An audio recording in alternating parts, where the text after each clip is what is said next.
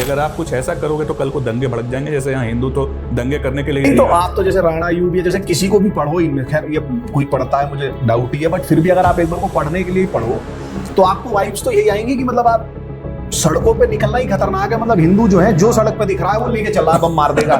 इनके हिसाब से तो यही है, आपको मालूम है। हाँ, जब न्यूट्रॉन ही न्यूट्रल नहीं रहा न्यूट्रॉन भी 200 टुकड़ों में टूट गया, तो उस टाइम तो इंटरनेट जैसे वो कोई मिल गया कि ऋतिक रोशन की तरह ओम ओम टाइप का लग रहा है ये, कि डायल अप से बुलाते टाइम तो ये फोन करके इंटरनेट बुला रहे हैं, वो आ रहा है ऐसे, मतलब उसके अंदर से तार में से आ रहा होगा। जैसे हिंदू तो घर में तलवार लेके बैठा है, कौन अपने घरों पे पत्थर लेके बैठा है वो आज दिख जाता है भाई, कौन दंगे करने के लिए शुरू होता है। कि वो गुलेल भी बना ले रहा है 3 पहिए वाले रिक्शे से दूर तक मार करने। तो वही, वो तो खैर अब तो मुझे भी इतना महसूस करा रहे हो कि इतना बुरा हो गया मैं सच तो आपको स्वीकार करना पड़ेगा। तो पहले तो जो सवाल होता ही है, जो सब पूछते हैं कि थोड़ा सा आप अपने बारे में बताएं। जैसे हमें तो ये पता है कि आपने बुक लिखी है संगीव नेवर वेंट टू शाखा, और ओप इंडिया के आप मालिक हैं। मालिक नहीं है, हाँ, मतलब फाउंडर हैं जो हैं। और आप नूपुर जी की सैलरी नहीं बढ़ा रहे तो थोड़ा सा आप अपने बारे में एक ब्रीफ इंट्रो ऐसा अगर बताना चाहें। नहीं, मतलब यही सारा मिक्स ही इंट्रोडक्शन है। हाँ हाँ, वैसे तो पढ़ाई लिखाई से मैथमेटिक्स ग्रेजुएट हूँ, फिर मैथ्स धरी की धरी रह गई और पत्रकारिता कर ली, जिसमें तो आप रेशियो और परसेंटेज ही निकाल लें तो आप बहुत बड़ी चीज़ है। नहीं तो मैथ्स और पत्रकारिता का तो आपको रिलेशनशिप मालूम ही है। तो पत्रकारिता किया, फिर पत्रकारिता से भी थोड़ा मन उब गया तो फिर MBA कर लिया। MBA में मन किया कि बड़ी बड़ी करोड़ों की सैलरी लेंगे, इन्वेस्टमेंट बैंकर बनेंगे, ना उतनी औकात थी, ना पता चला कि हमारी फितरत उस तरीके की है। वापस मीडिया में चले गए, इनफैक्ट चले के आ गए। और उसी वक्त सेकेंड ईयर में थोड़ा कुछ ऐसी चीज़ें हुई कि एंटरप्रेन्योर बनने का भूत सवार हुआ। तो फिर जॉब वॉब कभी की नहीं। तो एक तरीके से देखा जाए तो ऑप इंडिया मेरा तीसरा वेंचर आप कह सकते हो। तो पहला एक ऑनलाइन, सारा डिजिटल डोमेन में ही है। तो पहला एक था क्रिकेट स्टॉक एक्सचेंज करके हमने बनाया था। बेसिकली वर्चुअल गेम था कि जहां आप क्रिकेटर्स के ट्रेडिंग कर सकें स्टॉक्स की, और आपको स्टॉक मार्केट की समझ हो जाएगी। और क्रिकेट की समझ तो इस देश में सबको है, पॉलिटिक्स और क्रिकेट की। तो वो था पहला, वो किया, वो बड़ा अर्ली बेच दिया उसको। फर्स्ट जनरेशन एंटरप्रेन्योर थे, हाँ, सस्ते में ही बेच दिया, क्योंकि मालूम बहुत सारी चीज़ें सीख ही रहे थे तो कई गलतियां की। तो लेकिन चलो, उससे ये पता चला कि कमाई हो गई तो अपने बूते पे भी जिया जा सकता है। सिर्फ सैलरी के बूते पे आप बैठे रहें, वो ज़रूरी नहीं है। उसके बाद फिर फेकिंग न्यूज़ किया, क्योंकि एक बार जब खून लग जाता है एंटरप्रेन्योरशिप का तो फिर आप वही करना चाहते हो। आप देखें कितने ये हिंसक है, ओपी इंडिया वाले इंट्रोडक्शन में भी खून की बातें कर रहे हैं। तो फिर वो न्यूज़ सटायर वेबसाइट थी वो चलाया, फिर वो नेटवर्क 18 ने अक्वायर कर लिया। और नेटवर्क 18 में बैठे बैठे मतलब मैं तो नहीं, मेरे भाई ने एक तरीके से, हम बातचीत करते रहते थे। तो फिर ऑप इंडिया का सृजन हुआ। और फिर भाई वही जो आपकी बहुत हेल्प, जिनने आपका AM का स्कोर भी देखा था, क्रिकेट बुक वगैरह में जो मैंने लिखा है, तो बातचीत होती थी। तो हालांकि उसके शुरुआत के दिनों में फिर वो तो बिजी हो गया, पर फिर मुझे और कुछ लोग मिल गए। और फिर ऑप इंडिया की तो जर्नी है, वो तो अलग ही अलग लेवल पे है। उस पे हम आएंगे उस पे। तो आप रहने वाले बेसिकली बिहार के हैं, और ऐसा कहते हैं कि कोई बिहार का बिहारी हो या पूर्वांचल का हो या उत्तर प्रदेश का हो तो IAS तो जरूर ही, मतलब बनेगा नहीं कितना पता, पर फार्म तो जरूर भरना है। और वो भी तब भरना है, उससे पहले एक और फार्म भरना होता है IIT का। तो आपके भी जीवन में ये दोनों आए? नहीं, दोनों नहीं, सिर्फ IIT आया। अच्छा। क्योंकि मैथ्स, जैसा मैंने कहा, मैं तो मैथ्स से ग्रेजुएट ही हूँ, पर 10th 11th 9th 10th में ही मुझे मैथ्स पसंद आने लगा, काफ़ी अच्छा लगने लगा मुझे 12th वगैरह में। तो मैथ्स अच्छी, आप वो रहता है कि अगर मैथ्स अच्छी है तो आप इंजीनियर बनोगे, बायोलॉजी में इंटरेस्ट है तो डॉक्टर बनोगे। हमारे ज़माने में तो यही था। बिहार अभी भी के ज़माने में भी यूपी बिहार वालों के लिए तो यही है कम से कम। तो मैथ्स में मैं स्कूल में मैंने टॉप किया 10th में, 99 थे मेरे। मुझे आज तक याद है कि हाँ, वो एक नंबर मेरा बोर्ड में कहाँ और ये उस जमाने की बात है जब 100% ऐसे ही नहीं आ जाते थे। 1995 की बात है। तो मैंने आईआईटी के लिए अटेम्प्ट्स किए, नहीं हुआ।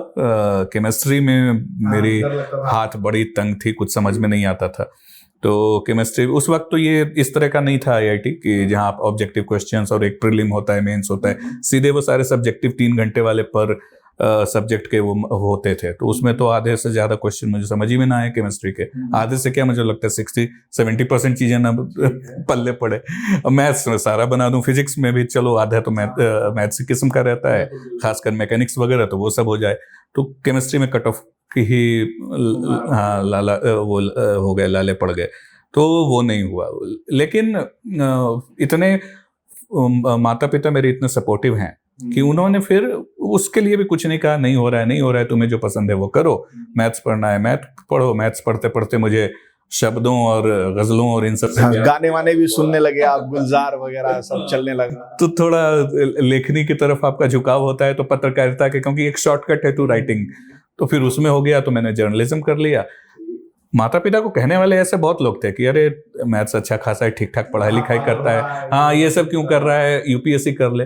तो यूपीएससी मैंने हालांकि कभी अटेम्प्ट किया नहीं, सिवाय मतलब कैसे वो मैं समझता हूँ ज्यादा श्रेय पेरेंट्स को ही जाता है, जिन्होंने कभी उनको क्या रिलेटिव्स ने बोला उस पर ध्यान नहीं दिया, या और मेरे समकक्ष जो भी फैमिली में या कॉलोनी में जो लोग हैं जो आईएएस बन गए या नहीं बने या जो कर रहे हैं, वो देखते हुए उन्होंने मुझसे कभी कोई अपेक्षा नहीं की। तो इसीलिए, नहीं तो शायद मैं भी करता। और जर्नलिज्म में मैं खुश था शुरुआती 1-2 साल में। और आपने लिखा भी है कि आईआईटी क्रैक नहीं हुआ, तो मैंने कहा कि जर्नलिज्म का आईआईटी क्या है। हाँ, वो दिमाग में था कि आईआईटी जाना है तो तो फिर आईआईएमसी मेरे भाई ने ही बताया कि Indian institute of mass communication है दिल्ली में, आप उससे कर लो।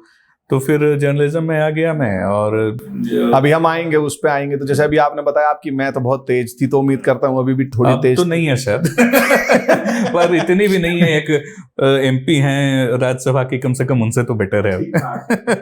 तो अभी जैसे एक डाटा आया था कि 1950 से 2015 के उसमें डेटा में मुस्लिम आबादी 43% बढ़ी है, और हिंदू जो है 7.8% घटे हैं। तो वो न्यूज लॉन्ड्री वाले हैं, वो कह रहे हैं कि ये तो फेक न्यूज है। तो ये मैथमेटिकली गलत है। मैंने हालांकि ऑप इंडिया पे ही उसका डिटेल्ड आर्टिकल है ना, मैंने न्यूज लॉन्ड्री का वो देखा नहीं है कि वो क्या कह रहे हैं। लेकिन कई बार लोगों को थोड़ा ये परसेंटेज में कंफ्यूजन हो जाता है, शायद उन्होंने जिसको कोई कंफ्यूजन हुआ होगा वो उठाकर और उन्होंने फेक न्यूज डिक्लेयर कर दिया होगा। जैसे अभी भी आपके मुंह से निकल गया कि मुस्लिमों की आबादी इतनी बढ़ी है और हिंदुओं की आबादी घटी है, लेकिन ये नहीं है। ये है कि हिंदुओं का शेयर जो है वो घटा है और मुसलमानों का शेयर बढ़ा है। आबादी तो दोनों की बढ़ी है। इस देश में एक ही चीज तो प्रचुर मात्रा में है, आबादी। तो आबादी तो हिंदुओं और मुसलमानों दोनों की बढ़ी है, लेकिन जो बढ़ने की गति है, उस गति में हमारे यहाँ नीचे ज्यादा है और उनका बढ़ा है, गति का वो है। तो शायद ये मेरी एक कमजोरी है, वो कह लें कि गलत बात भी है कि ये न्यूज लॉन्ड्री या ध्रुव राठी ये सब देखता ही नहीं। मैं देखना चाहिए। क्यों, आपको इंटेलेक्चुअल बनने का शौक नहीं है? नहीं, पहले मैं आपको बढ़ने नहीं दूंगा आगे। You don't want to be. मैं तो ऑलरेडी इतना हो गया, मोक्ष प्राप्त कर लिया मैंने, बहुत बड़ा इंटेलेक्चुअल बन गया। तो मैं देखता ही नहीं, तो इसलिए मैं एग्जैक्ट मैं नहीं कर पाऊंगा। लेकिन मैंने देखा कि ऑप इंडिया पे ही उसका काट है कि उन्होंने क्या गलती की। तो मैं मान के चल रहा हूँ शायद इस तरह की कोई एक चीज कि किसी का या तो गलत इंटरप्रिटेशन या मुंह से निकल गया तो उसको पकड़ लिया कि ये तो गलत है, ऐसा हुआ ही नहीं है, हिंदुओं की तो अभी तो आबादी बढ़ी है। लेकिन जो रिपोर्ट है वो ये कहाँ कह रहा है, वो तो पॉपुलेशन शेयर की बात हो रही है, एब्सोल्यूट पॉपुलेशन की नहीं है। आप अब जैसे हम आईआईएमसी पे आते हैं, तो आईआईएमसी में जो एक मैंने बड़ी चीज देखी कि आप एक आतंकवादी के साथ भी पढ़े हैं आईआईएमसी में। हमें क्या मालूम था वो आतंकवादी निकल गया। तो आपने उसको सुना भी है भाषण देते हुए? नहीं, उतना नहीं। वो हमारा बैच अलग था, बैच सेम था। वो क्या बोलते हैं 9/11 की। हाँ, मेरा रेडियो एंड टेलीविजन जर्नलिज्म था और वो हिंदी जर्नलिज्म का विद्यार्थी था। तो हमारे क्लासेस अलग थे, हम एक ही बैच के थे। तो एज सच मेरी उससे इतनी बातचीत रोज हो या उसके बगल में कभी ये रियलाइज हुआ कि ये जो साथ में पढ़ रहा है, मतलब कॉलेज में पढ़ रहा है, ये आतंकवादी भी हो? नहीं, तब तो कहाँ, मुझे तो तब रियलाइज हुआ जब ये खबर मैंने, हाँ, जयपुर ब्लास्ट के बारे में 2008-9 के आसपास, और 2002 में मैं ये जर्नलिज्म की पढ़ाई कर रहा था। तो जो उस वक्त जो हिंदी जर्नलिज्म के जो छात्र थे, उनमें से कुछ को तो मालूम ही था। जब मैंने उनको, कुछ एक जो मेरे मित्र थे, उनको फ़ोन किया तो बोला हाँ हाँ ये तो वही है। मैंने पढ़ा कि शहबाज नाम का कोई अरेस्ट हुआ है, और शहबाज तो खैर दुनिया में कितने शहबाज हो सकते हैं, साथ में ये भी लिखा था कि IIMC का शहबाज। तब मेरे दिमाग में आया कि वही तो नहीं है। तो दोस्तों से मैंने पूछा तो कहा हाँ वही निकला। तो फिर पता चला कि उसने तो अपना कोर्स भी पूरा नहीं किया था, और वो उसी वक्त बैन हुआ था, तो वो भाग गया। तो उसके क्या कोई घर वाले हेड मास्टर का बेटा टाइप ऐसा कुछ आप लोगों ने फिर खोज, मतलब उसको क्यों बेचारा वो बना, आप लोगों ने कभी कारण जानने का प्रयास किया? मैं तो कम्युनल बिगट हूँ, मैं क्यों जानने की कोशिश करूंगा। लेकिन पक्का कोई ना कोई तो, यही दुनिया में तो यही चलता है। पता नहीं उसको किसी ने गाय खाने नहीं दिया, या उसको, या ये भी हो सकता है कि जैसे आपको ना पता हो बट अननोइंगली वो, जैसे आप बाद में तो कम्युनल बिगट बने ना, उस टाइम पे आप नहीं थे, तो उसने पहले ही सेंस कर लिया हो और आपकी प्रेजेंस से बेचारा एज अ थ्रेटेंड फील करके बन गया हो। नहीं, मुझे जो थोड़ा बहुत जैसे कैंटीन वगैरह में बातचीत में मुझे याद है, वो कभी ऐसी बातें नहीं करता था, और वो मतलब एक तरीके से गुड मुस्लिम टाइप ही था। हाँ, मतलब जो, क्योंकि वो भी यूपी बिहार टाइप का आता था, और जैसे ही आप यूपी बिहार से बाहर निकलते हैं आप एक ही हैं, चाहे यूपी हो या बिहार में हैं। अगर आप विद इन बिहार हैं तो फिर तो आप जात पात में भी डिवाइडेड हैं। और क्या क्या, हाँ, एक तो वही है और दूसरा जात पात है। तो जब हम दिल्ली में थे, तब वो ऑब्वियसली एक तरीके से पूर्वांचल, यूपी बिहार, उस तरीके की चीज़ों से हम एसोसिएट करते थे। हिंदू मुसलमान ना मुझे लगता है उसने कभी किया। हालांकि उसका गेटअप हमेशा से वैसा ही था कि थोड़ी उस तरह की दाढ़ी, और हमेशा कुर्ते पजामे में, या यूं कहते हैं जो कि बड़े भाई का कुर्ता और छोटा भाई का पजामा टाइप, वो थोड़ा बहुत उस तक किस्म का था। लेकिन जहाँ तक, मतलब जैसा मैंने कहा, वो मेरे क्लास में तो था नहीं, तो जितना लिमिटेड मेरा इंटरेक्शन था उसमें मुझे कभी ऐसा तो नहीं लगा कि ये बंदा बम ब्लास्ट करने का में, हाँ, एक वो हो जाए। जैसे मैं आपकी जो किताब भी पढ़ी, चाहे जैसे आपके मैं ट्वीट्स भी देखता रहता हूँ, तो कई सारे जैसे आपने वर्ड्स टाइप जैसे आप यूज करते हैं, तो जैसे एक वर्ड है कांग्रेसी हिंदू, एक है इंटरनेट हिंदू, एक है लिबरल हिंदू, और एक है कम्युनल बिगट। तो आपकी जर्नी शुरू तो होती है कांग्रेसी हिंदू से। वैसे मैं बता दूं कि बाकी टर्म्स मेरे नहीं है। हाँ, कांग्रेसी हिंदू मैंने यूज किया है, और एक तरीके से मैं कह सकता हूं कि मैंने कॉइन भी किया है। कांग्रेसी हिंदू से कम्युनल बिगट वाले हिंदू की जैसे जो जर्नी है, पहले तो ये बताएं जरा इन वर्ड्स का मतलब क्या है। मतलब नहीं, अब तो खैर इतने वर्ड्स हो गए हैं। कांग्रेसी हिंदू चूंकि मैंने लिखा था, तो उसका मतलब वही था कि राहुल गांधी की एक दो चीज़ों से मैं वाकिफ होता हूँ। उसमें से एक जो उसने बहुत पहले कहा था कि Congress is the default program, he meant operating system. तो वो सच्चाई है। ये कम से कम अब शायद सच्चाई नहीं है। अब मुझे लगता है बीजेपी उसको धीरे धीरे रिप्लेस कर रही है, और कई जगहों पे तो, जैसे गुजरात में तो कर ही चुकी। गुजरात में बाय डिफ़ॉल्ट वो बीजेपी ही प्रोग्राम, या यूं कहें कि ऑपरेटिंग सिस्टम है। और वो शायद अब 2024 की जब रिजल्ट्स आएंगे तो सबको ऐसा ही लग रहा है कि मोदी जी ही आएंगे। तो मुझे लगता है अब वो भी मान लेंगे कि एक तरीके से बहुत हद तक रिप्लेस हो चुका है, और कांग्रेस को बीजेपी रिप्लेस कर चुकी है। लेकिन कांग्रेस एक डिफ़ॉल्ट सोच थी, बहुत हद तक है आज भी, और कांग्रेस एक हिंदू पार्टी ही थी। सोनिया गांधी तक, मैं कहूँगा सोनिया गांधी के पहले तक हिंदू पार्टी, कम से कम एंटी हिंदू पार्टी नहीं थी। धीरे धीरे उनमें मुस्लिम तुष्टीकरण करती थी, रास आने लगा। और अब तो खैर वो बिल्कुल ही, आप कह सकते हो, एंटी हिंदू पार्टी है, जहां आप बिल्कुल एक्सट्रीम लेफ्ट की परिभाषा को बिल्कुल आत्मसात कर लिया है आपने। आपको हिंदू और हिंदुत्व में खास करके सिर्फ और सिर्फ ऑपरेशन और बुराई नजर आती है। तो ये हालत कांग्रेस की पहले नहीं थी। और शुरुआत में आप चले जाएं तो आप मदन मोहन मालवीय और बाल गंगाधर तिलक, इन लोगों को देख लें, तो ये किस हिसाब से हिंदू नहीं थे भाई। ये तो बहुत बड़े हिंदू थे। इन्होंने तो हिंदुत्व इन सब की परिभाषा दी है, उसको बचाने का काम किया है। तो इसलिए मैं कांग्रेसी हिंदू टर्म यूज करता हूँ कि इनफैक्ट इवन राजीव गांधी तक, जैसा आपने कहा कि मुस्लिम तुष्टीकरण वगैरह शुरू हो गया था, राजीव गांधी में तो बहुत हुआ और इंदिरा में भी हुआ, लेकिन एंटी हिंदू पार्टी नहीं थी। तो इसलिए मैं कांग्रेस से हिंदू जो डिफॉल्ट बाय डिफॉल्ट जिसने बहुत ये सारी चीजें सोची ना हो, उसको लगता है हाँ कि हम हिंदू हैं, अच्छे से सब रहें, जो तो कांग्रेस की जो विचारधारा है बेसिकली, तो वो मैं कांग्रेस से हिंदू। और उसमें तो खैर बाकी तो अलग अलग लोगों ने कुछ कुछ दिए हैं।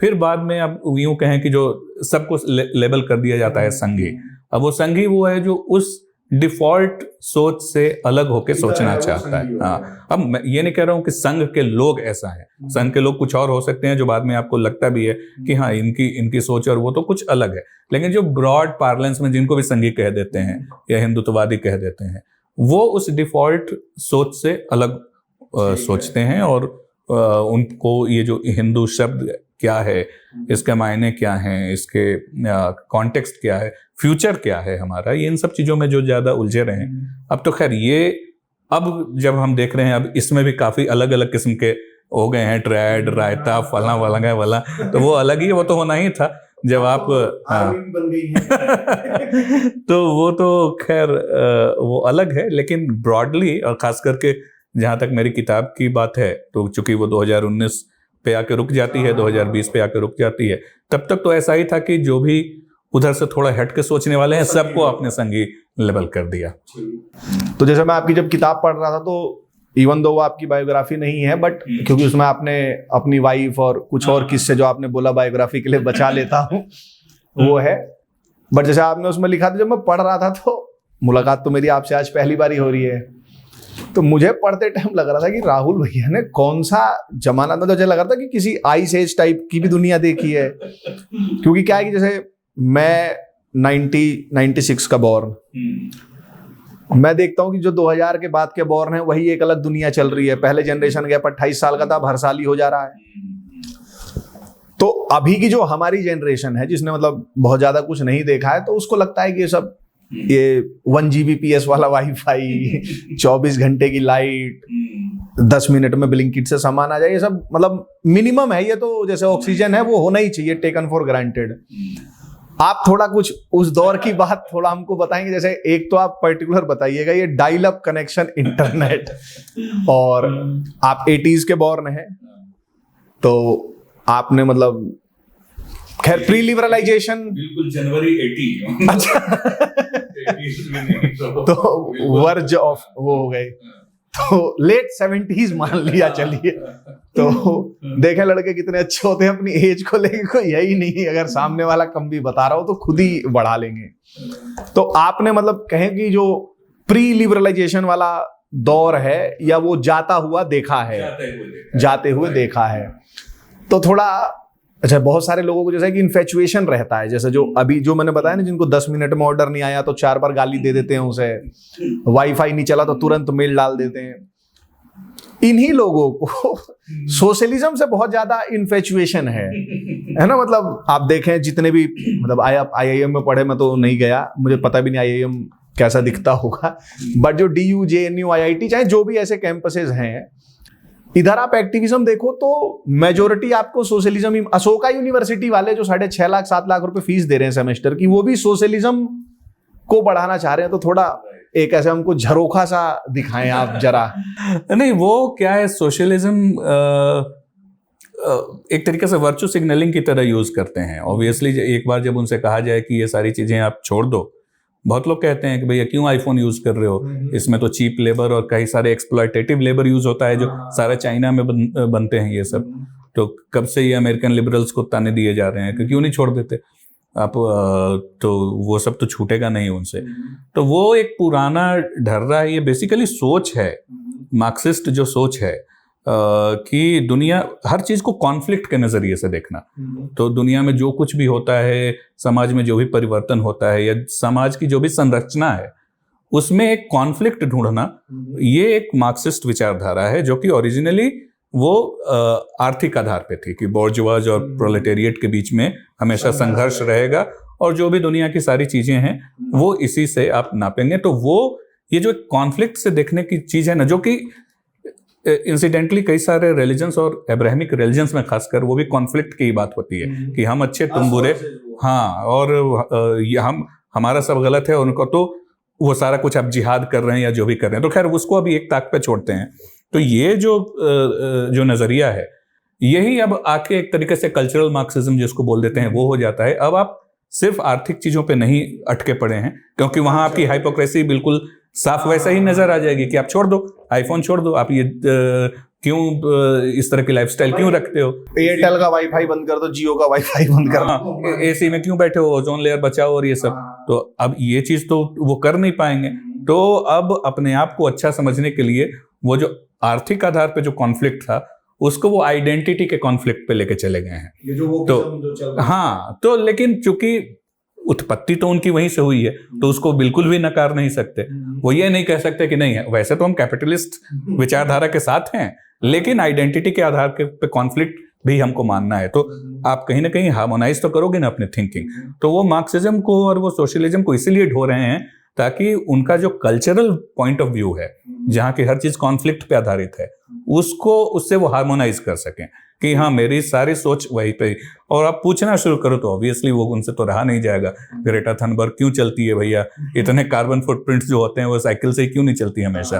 तो ये सारी चीजें तो ऑब्वियसली उनसे तो जितना वो पर्यावरण बचाना चाहती है तो सांस लेनी भी छोड़ देनी चाहिए, ऑक्सीजन बचेगी कुछ तो होगा।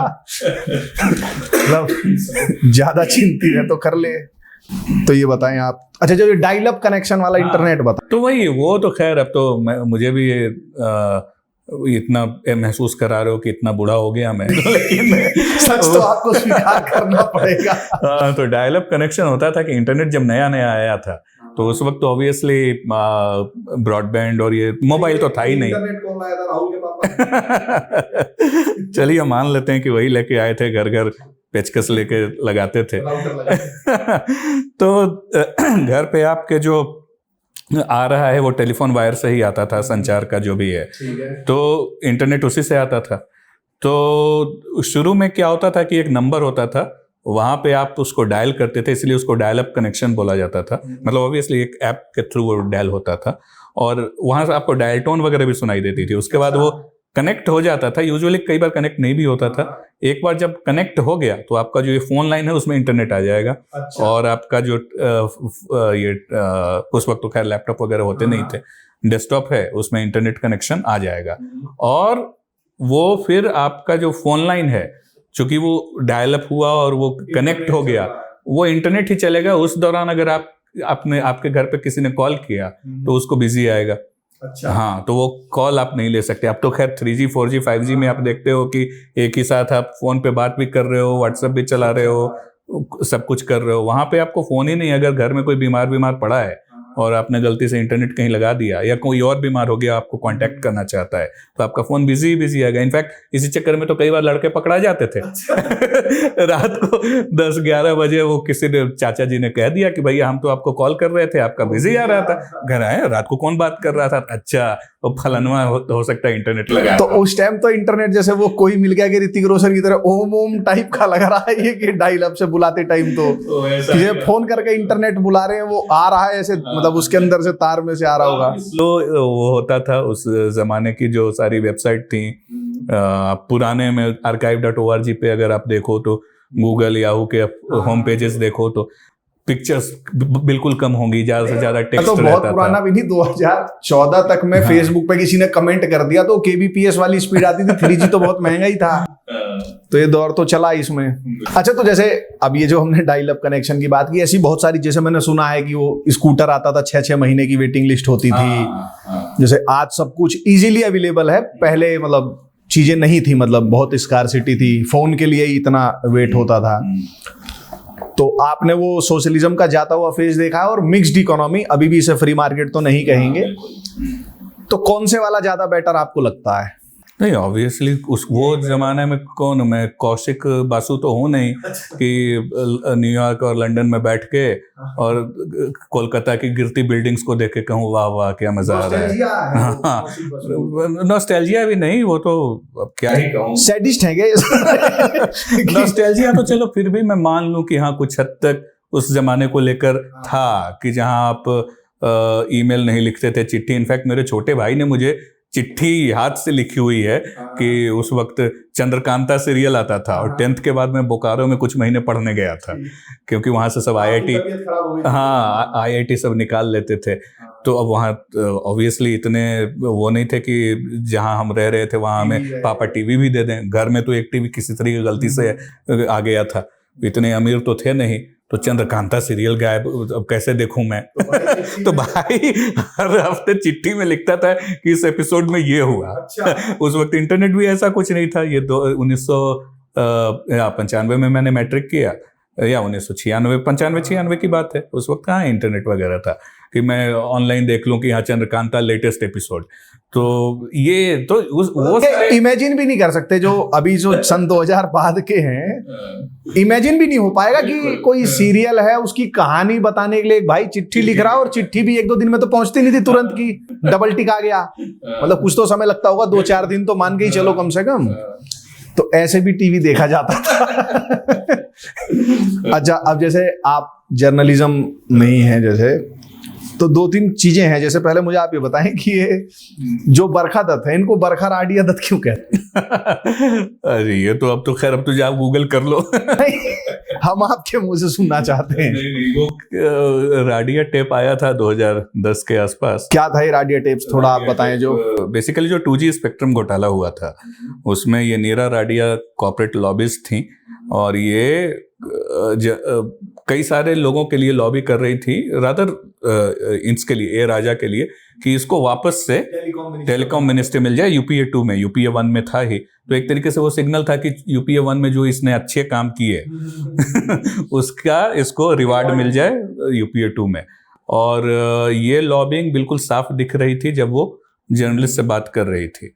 तो मेन सवाल वही था कि इन जर्नलिस्टों को क्या नहीं पता चला कि भाई उनके एंटीना क्यों नहीं खड़े हुए कि ये एक कॉर्पोरेट लॉबिस्ट को इतना क्यों इंटरेस्ट है कि ये वापस बन जाए। हाँ, और घोटाला वो धीरे धीरे बाहर भी आ रहा था। हुआ तो वो यूपीए 1 में ही था, यूपीए 2 में ये सारी चीजें बाहर आई। तो वो चीज थी, और वो किसी ने लीक कर दी। पहले वो सुप्रीम कोर्ट या कई जगहों पे वो लीक किया गया, आज तक पता नहीं चला किसने किया। वो हो सकता है किसी इन्वेस्टिगेटिंग एजेंसीज या किसी ने किया होगा। तो वो सुप्रीम कोर्ट और कुछ जर्नलिस्ट के घरों पे भी पहुंचा। ऑब्वियसली उसमें जो खुद ही जर्नलिस्ट फंसे हुए थे वो क्यों उसको पब्लिश करेंगे। तो और चूंकि इंटरनेट उस वक्त आ गया था, तो सबसे पहले तो थोड़ा बहुत इंटरनेट पे लीक हुआ, लेकिन 2 मैगजीन्स ने छाप दिया, ओपन मैगजीन और आउटलुक मैगजीन ने। और ट्रांसक्रिप्ट वगैरह छाप दी और ऑडियो भी अपलोड कर दिया अपनी वेबसाइट पे। तो फिर सबको पता चल गया कि भैया ये तो हैं, ये देखो, ये ऐसे मतलब कुछ तो दाल में काला है। क्यों एक कॉर्पोरेट लॉबिस्ट को इतना किसको क्या मिनिस्ट्री मिलेगी? हाँ, उसको क्या लेना देना है? और ये इतने सारे जर्नलिस्ट से बात कर रही है और किसी को इस चीज की भनक ही नहीं हुई कि ये कुछ गलत है, आप कुछ रिपोर्ट करो, या तो इसका मतलब आप खुद भी इन्वॉल्व थे। और उसमें बुरी फंसी बरखा दत्त, क्योंकि बरखा दत्त का सबसे ज्यादा जानी पहचानी नाम वाली थी। तो उसके साथ पर्सनली मुझे लगता है कि और भी कुछ लोगों से जो बातचीत हुआ था, मतलब बरखा को मैं क्लीन चिट तो नहीं दे रहा हूँ, खास करके वीर सांघवी वगैरह के साथ जो बातचीत थी वो ज्यादा इंक्रिमिनेटिंग थी रादर देन जितना बरखा के साथ हुआ था। लेकिन तो ये गोविंदा सी शकल की दिख रही है, इसीलिए ज्यादा वो हो गया। मिसोजिनी की बात हो जाएगी तो ऐसा आई मीन मतलब जरूरी नहीं है कि ये सारी चीजें जो कही जाती हैं वो बकवासी हो। थोड़ा बहुत मिसोजिनिस्टिक एंगल हो भी सकता है, लेकिन मिसोजिनी से ज्यादा वो, क्योंकि वो सबसे पॉपुलर फेस थी।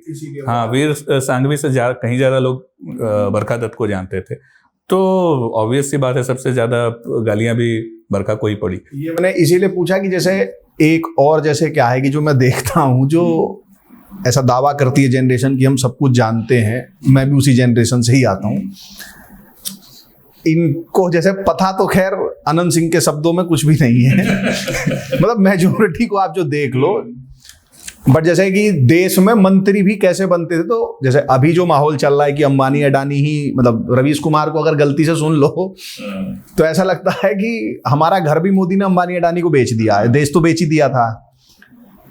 तो कॉर्पोरेट्स का कैसे चलता था वो यूपीए 1 में। और यही जो सो कॉल्ड अभी जर्नलिस्ट लोग हैं, ये मतलब अगर कोई जैसे आपने जो मुझे बताया ये सोफिस्टिकेटेड लैंग्वेज में, किसी मानो बिहार के किसी पूर्वांचल के ग्रामीण व्यक्ति को तो सिंपल यही बताना है कि दलाली कर रहे थे, मंत्री कौन बनेगा, और उस यही तो होगा ना सिंप्लीफाइड अगर उसका वर्जन। टोटली राइट कि आज आप अडानी अंबानी को लेकर इतना चिल्ला रहे हो, तब भी तो कॉर्पोरेट ही चला रहे थे आपके साथ, मतलब आपने सामने देखा और आप उसमें इन्वॉल्व थे। मैंने रिकॉर्डिंग सुनी है बरखा वाली, तो बड़ी परेशान भी लग रही थी कि मेरी उससे बात हो गई है, ये हो गई है, तो ये इनका ये था।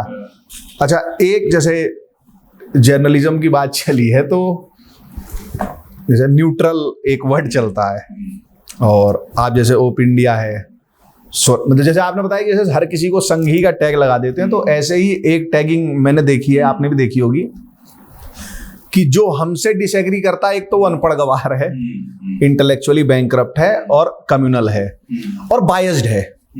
मतलब अगर आपको अनबायस्ड प्रूफ होना है तो आपको आरएसएस को गाली देनी ही पड़ेगी। तो पहले तो ये बताएं कि क्या आप जैसे मीडिया में, आपने मेन स्ट्रीम मीडिया में भी काम किया, सहारा प्रणाम फिर आप फर्स्ट पोस्ट में भी रहे और भी कुछ जगह, तो क्या मीडिया कभी न्यूट्रल हो सकता है, या न्यूट्रलिटी क्या है? मुझे तो लगता है न्यूट्रलिटी मिथ है। न्यूट्रलिटी ऑब्वियसली मिथ है। न्यूट्रल आप दो ही सूरत में हो सकते हैं। एक तो जब आप निरे मूर्ख हो, आपको कुछ मालूम ही ना हो, तो जैसे मैं फुटबॉल मैच चल रहा हूँ, मैं निरा मूर्ख हूँ, मैंने कितनी बार समझने की कोशिश की ऑफसाइड क्या होता है, बार बार भूल जाता हूँ। तो दो टीम्स फुटबॉल खेलेंगी, मुझे घंटा समझ में नहीं आता, तो मैं न्यूट्रल रहूंगा दोनों, है ना। हाँ, हो सकता है कोई अंपायरिंग कुछ भी गलत भी हो रही हो, वहाँ लाइनमैन ने कुछ गलत कर दिया, मैं न्यूट्रल हूँ, मेरे को कोई फर्क ही नहीं पड़ रहा। तो या तो आप निरे मूर्ख हो, या फिर न्यूट्रल आप तभी हो सकते हो जब स्टेटस को जो चल रहा है उससे आपका कुछ फायदा हो, क्योंकि न्यूट्रल अगर वो चीज़ बदलती है, कोई एक धर्रे पे चल रहा है, कोई उसको बदलने की कोशिश कर रहा है, वो बदलती है तो आपका कुछ अपना जो स्टेक था वो डगमगा रहा है, तो फिर आप न्यूट्रल बनने की कोशिश करोगे कि ये इसको अटैक करने की क्या जरूरत है, बैलेंस करो, है ना। आपको फिर डर लगता है कि चीजें बदल न जाएं, क्योंकि उस बदलाव से आपको घाटा है। तो यही दो तरीके से आप न्यूट्रल रह सकते हो। तो और वही दो चीज है भैया, जो आम जनता है, जो बेवकूफ है, उसको लगता है कि हाँ न्यूट्रलिटी अच्छी है, क्योंकि कहीं उनको बेवकूफ रखा गया है। और जो ये न्यूट्रल चिल्लाते हैं, वो उनको उस इकोसिस्टम से फायदा हो रहा था, वो नहीं चाहते कि वो सब चीजें बदलें, उनका हित उसमें सध रहा था, तो इसलिए अब वो उसको वो चाहते हैं कि नहीं, ये नहीं होना चाहिए। तो खैर, लेकिन जो मेन बात है कि क्या कोई न्यूट्रल हो सकता है? ऑब्वियसली नहीं हो सकता। एक इंसान कैसे न्यूट्रल हो सकता है जब न्यूट्रॉन ही न्यूट्रल नहीं रहा न्यूट्रॉन भी 200 टुकड़ों में टूट गया। जैसे मैंने भी जो फिजिक्स पढ़ी 11वीं 12वीं तक, तो उसमें पढ़ते थे इलेक्ट्रॉन, प्रोटॉन, न्यूट्रॉन। तो इलेक्ट्रॉन नेगेटिव चार्ज, ये पॉजिटिव चार्ज, न्यूट्रॉन का कोई चार्ज नहीं। फिर मुझे एक किताब मिली, उसमें लिखा है कि भाई न्यूट्रॉन 200 टुकड़ों में टूट गया, उसमें भी चार्जेस दिख रहे हैं। तो जब वो न्यूट्रल नहीं हो पाया, तो ह्यूमन बीइंग वो कैसे न्यूट्रल हो सकता है? आप ऑब्जेक्टिव होने की कोशिश कर सकते हो, आप ऑब्जेक्टिव बनो। न्यूट्रलिटी तो आप नहीं हो पाओगे। ऑब्जेक्टिव का मतलब यही है कि धृतराष्ट्र बनोगे, फिर न्यूट्रल बनने का प्रयास करोगे तो लोगों को मतलब क्या फैक्ट्स हैं, आपको कोई चीज 5 है तो उसको जबरदस्ती आप 6 मत कर दो, क्योंकि वो अगर आपको पता है, दिख रहा है 5 है, और कोई एंगल से वो 6 है ही नहीं, तो आप जबरदस्ती उसको 6 बोलोगे तो वो गलत बात है ना। तब आप न्यूट्रल होकर उसको 5 ही बोलो, तो मतलब बेसिकली वो ऑब्जेक्टिव होने की बात है, तो वो तक समझ में आती है। हाँ, लेकिन न्यूट्रल आप नहीं हो सकते, खासकर पॉलिटिकल वगैरह के मुद्दों में सवाल ही नहीं है। तो जैसे एक पत्रकार ही हैं, बहुत बड़े पत्रकार हैं, बॉक्सर भी हैं तो उनको रात को म्यूजिंग्स आती हैं लेट नाइट म्यूजिंग्स या अर्ली मॉर्निंग म्यूजिंग्स, तो वो भी काफी इंडिपेंडेंट, और अभी मेरे ख्याल से वो जुबैर 2.0 वाला काम भी मिल गया, फैक्ट चेक, कि मुझे बताओ कब कांग्रेस ने ऐसा बोला कि मुस्लिमों को दे देंगे 15%। एक कैश फॉर वोट कांड हुआ था, आपने अपनी बुक में लिखे भी हैं, जैसे कुछ इंसिडेंसेस लिखे हैं, तो मैं इसलिए उस पर भी बात कर रहा हूँ। उस टाइम ये भी जर्नलिस्ट थे, और बीजेपी वालों ने किसी न्यूज चैनल को कॉन्फिडेंस में लेके स्टिंग किया था। उसके बाद कुछ म्यूजिंग्स हो गई थी, थोड़ा आप इसको अगर एलेबोरेट करना चाहें। हाँ, कैश फॉर वोट स्कैम में तो यही था कि ये भाई साहब जब राजदीप इनकी वाइफ जो राज्यसभा है टीएमसी से, आजकल अच्छा, ये पॉसिबल है? आप मुझे ये बताएं कि जैसे भाई मैंने जहां तक देखा है पॉलिटिक्स में, तो राज्यसभा किसी को बनाते हैं तो या तो पैसा लेके बनाते हैं, मतलब मेजोरिटी में, या जैसे भाई कुछ गिव एंड टेक कुछ तो होता ही है, क्योंकि सागरिका घोष ही है शायद इनकी वाइफ, तो इतनी बड़ी तो वो वोट पुलर, हाँ मतलब हाँ वही है तो वो वोट पुलर और वोट कैचर तो इतनी हैवी है नहीं, और वो जर्नलिस्ट बन जाती, मतलब राज्यसभा एमपी बन जाती हैं। अब भाई जो आपकी पत्नी को राज्यसभा भेज रहा है, आप उसे कभी क्रिटिसाइज कर सकते हैं?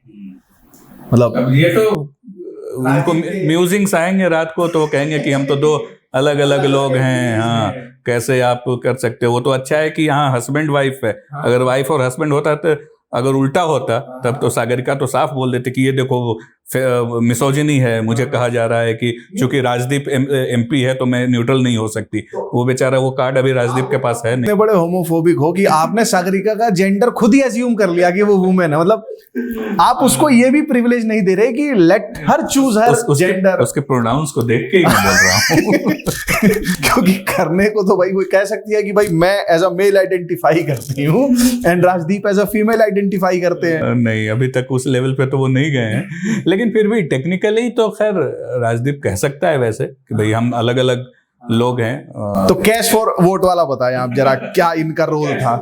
स्कैम में वही था कि भाई बीजेपी ने वो दिखा दिया कि किस तरीके से पैसे लेके ये लोग पार्लियामेंट में वोट करने वाले हैं, और वो स्टिंग ऑपरेशन किया, और वो स्टिंग ऑपरेशन जो जाना था ये राजदीप के चैनल पे ही, इन लोगों ने जाने दिया नहीं, खा गए उसको, दबा गए, सबोटाज कर दिया। बीजेपी का तो यही वो था कि ये दबा गए, इन्होंने हमें धोखा दिया राजदीप, और ये उसके वो अपने वजह इन्होंने कुछ तो अजीब सा एक्सक्यूज दिया था कि हमें लास्ट में उन पे कुछ एडिटोरियल डाउट हुआ कि तो हम नहीं किया। अजीब सा, हमें तो भाई तो आप प्लान ही नहीं करते ना। हाँ। और जब रिकॉर्ड कर रहा है तो भाई उसमें एडिटोरियल वो क्या होता है जब दिख रहा है वो पैसे दे रहे हैं, स्टिंग हो रहा है, तो उसमें एडिटोरियल म्यूजिंग्स आ गई हो, क्या पता। एआई का भी जमाना नहीं था कि आप कह दो कि ये कुछ डिफेक्ट था। तो ये तो न्यूट्रलिटी तो तभी उन्होंने दिखा दी थी कि भाई उनको लगा कि ये तो कुछ ज्यादा ही हो जाएगा, और न्यूक्लियर डील वगैरह को लेके उस वक्त यूपीए 1 थोड़ा ज्यादा ही कांग्रेस सेंसिटिव था, तो उन्होंने अपना नमक का फर्ज अदा किया। नमक का फर्ज अदा किया, ठीक। तो ऐसी जर्नलिज्म, ऐसे जर्नलिस्ट लोग आज हमको न्यूट्रलिटी और ये सब बता रहे हैं। आपने अपनी बुक में लिखा है कि आपको पहली बार गुस्सा आया, आप कहीं बैठे थे किसी न्यूज रूम में, आपका कोई जॉब था, और 2002 वाली घटना हुई, कोई भाई साहब थे, उन्होंने पूछा किसने किया, तो उन्होंने कुछ कहा, फिर वो छपा नहीं, फिर आप अपनी बुक में लिखते हैं कि ये रिस्पॉन्सिबल जर्नलिज्म के कारण नहीं छापा गया, ये क्या प्रकरण था, थोड़ा अगर आप बताएं जनता को। हाँ, मेरी जॉब तो नहीं, इंटर्नशिप थी बेसिकली। तो हाँ, आईआईएमसी में जो मतलब अधिकतर आजकल के तो कोर्सेज में, खास करके जो वोकेशनल कोर्सेज कहते हैं उसमें इंटर्नशिप होती है, तो मेरी भी इंटर्नशिप थी आज तक में। तो तब वो पता चल गया था लोगों को कि ये मुस्लिम क्राउड ने किया है, लेकिन शुरू से ही वो ये फ्लैश नहीं कर रहे थे। अधिकतर जगह ये आ रहा कि बोगी में आग लगी, किसी ने ये नहीं लिखा कि हाँ इसने लगाई, किसने लगाई, क्या लगाई। तो वो अपने हिसाब से, मैं उनको बेनिफिट ऑफ डाउट देना चाहता हूँ कि उनको ये मान के चलते हैं कि भैया मैं ऐसा कहूंगा ना तो कल को ये दंगे हो जाएंगे। जैसे हिंदू तो घर में तलवार लेके बैठा है, कौन अपने घरों पे पत्थर लेके बैठा है वो आज दिख जाता है भाई, कौन दंगे करने के लिए शुरू होता है। कि वो गुलेल भी बना ले रहा 3 पहिए वाले रिक्शे से दूर तक मार करने। पता नहीं जर्नलिज्म में ये कहाँ से ये ख्याल आ गया है कि अगर आप कुछ ऐसा करोगे तो कल को दंगे भड़क जाएंगे। जैसे यहाँ हिंदू तो दंगे करने के लिए, नहीं तो आप तो जैसे राणा यूब या जैसे किसी को भी पढ़ो, इनमें खैर ये कोई पढ़ता है मुझे डाउट ही है, बट फिर भी अगर आप एक बार को पढ़ने के लिए ही पढ़ो तो आपको वाइब्स तो यही आएंगी कि मतलब आप सड़कों पे निकलना ही खतरनाक है। मतलब हिंदू जो है, जो सड़क पे दिख रहा है वो लेके चल रहा है, बम मार देगा।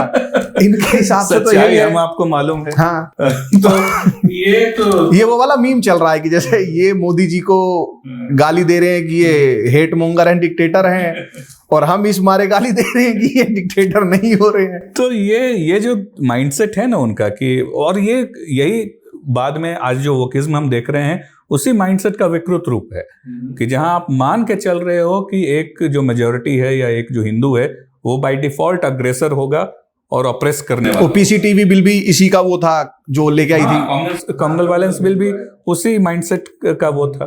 तो ये मान लेना कि आपका रिपोर्टर जो बोल रहा है कि हाँ भाई ये मुस्लिम भीड़ थी और वहां पे लड़ाई भी एक तरीके से उसमें रिलीजियस एंगल था कि जय श्री राम वगैरह या जो भी था, उसके बाद ये आग लगाई गई। कोई वो करने को, मतलब जो डेस्क पे थे उन्होंने पूछा कि भैया किसने किया, पता चला मुसलमानों ने किया। तो अब ये तो हम एयर नहीं कर सकते ना, ये उनका था। हाँ, तो मुझे गुस्सा तो नहीं, मतलब गुस्सा तो खैर मुझे बाद में आया जब गोधरा जो मैंने देखा कि आप एक तरीके से जब 56 लोग जल के मर गए हैं, 56 लोग जल के मर गए हैं, तब तो आपके दिमाग में यह है कि नई नई चीजों को कुछ छुपा लो और आपके हिसाब से आप अच्छा काम कर रहे हैं।